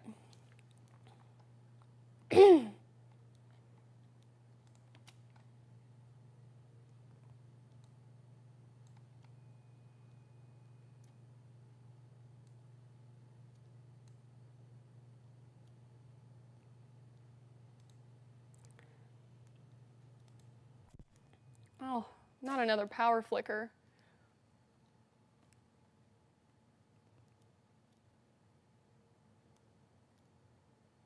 Great.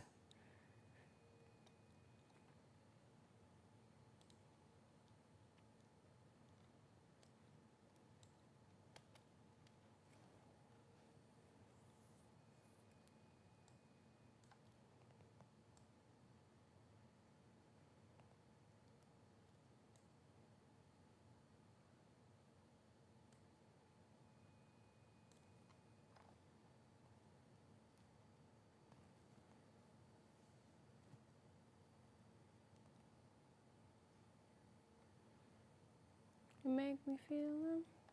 Sorry, y'all, they're playing commercials currently in my ear.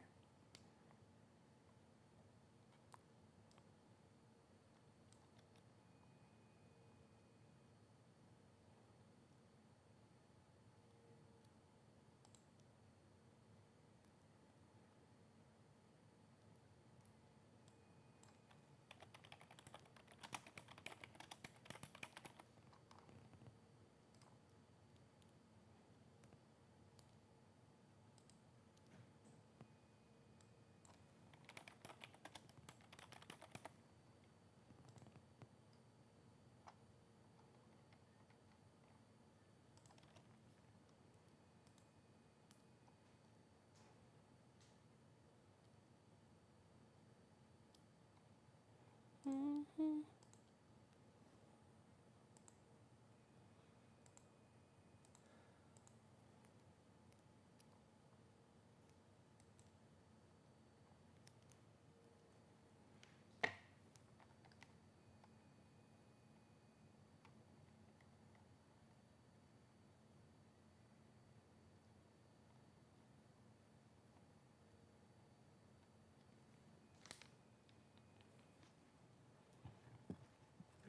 This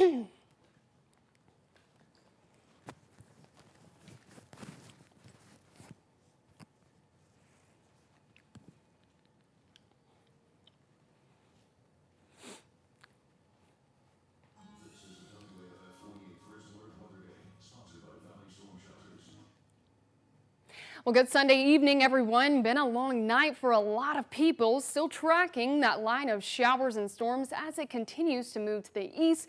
But many areas, mainly west of I-65, really in the clear tonight in terms of those strong to severe storms. Don't get me wrong, strong to severe storms still ongoing or possible for areas mainly east of I-65. This includes Jackson County all the way down south to portions of Coleman County. Expect possibly some heavy rain, even some isolated damaging wind gusts and small pea-sized hail.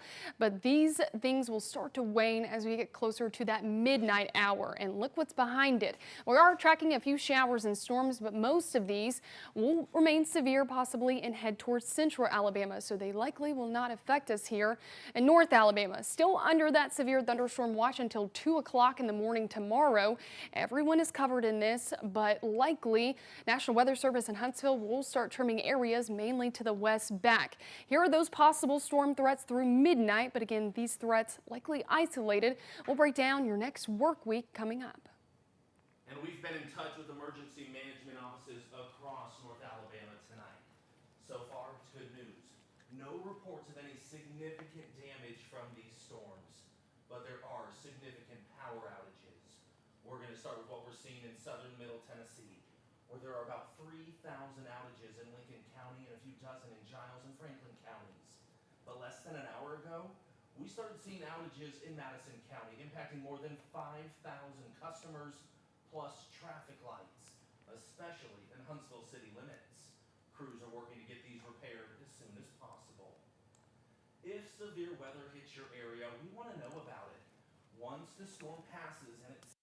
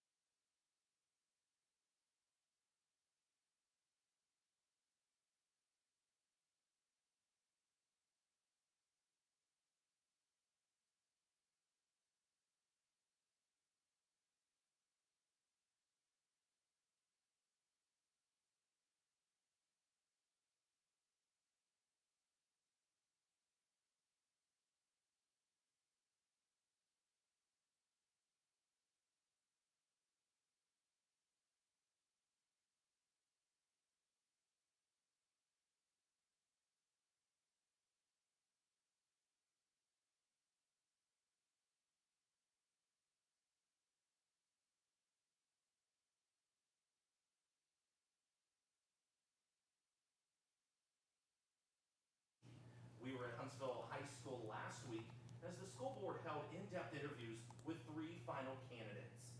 Dr. Brent Elliott is the Chief School Improvement Officer back in Washington, D.C. Dr. Jermaine Dawson works at Birmingham Schools as the Chief Academic Accountability Officer. And Dr. Clarence Sutton, he's currently the interim superintendent for Huntsville City Schools. As we reported, Christy Finley stepped down last month. Honoring Alabama's first veteran. There's a ceremony scheduled at the Athens City Cemetery. It's going to be this Wednesday at 10 a.m. Members of the regional chapter of the Sons of the American Revolution, they've spent countless hours, and they say Alabama's first veteran was John Keyes. The Medal of Honor recipient will place a wreath at his tombstone.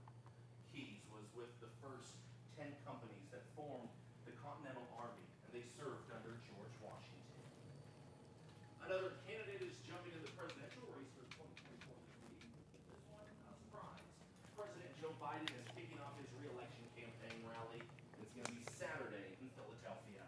This will be his first political rally since announcing his plans to run for re-election. Later this month, he also has plans to visit California, Illinois, and Connecticut.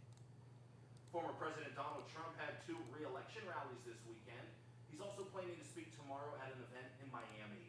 But the biggest news for Trump this week will be his appearance in a Miami courtroom. That will take place on Tuesday.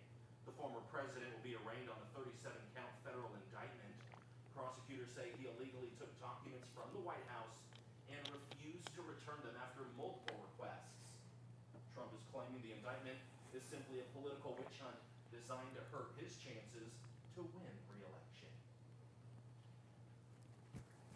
60 years ago today, history was made in Alabama. After the break, we're going to go to the classroom for a history lesson and a really big milestone. Plus, this big hole in the interstate is causing big problems in Philadelphia. We're going to have the latest on today's collapse and what it will mean for tomorrow's commute. Well, 48 First Alert Weather Day still continues this evening, mainly for northeast Alabama. We'll be bringing details about when this line of showers and storms will be out of here and what your next work week has ahead coming up right after the break. Make sure you stick with us.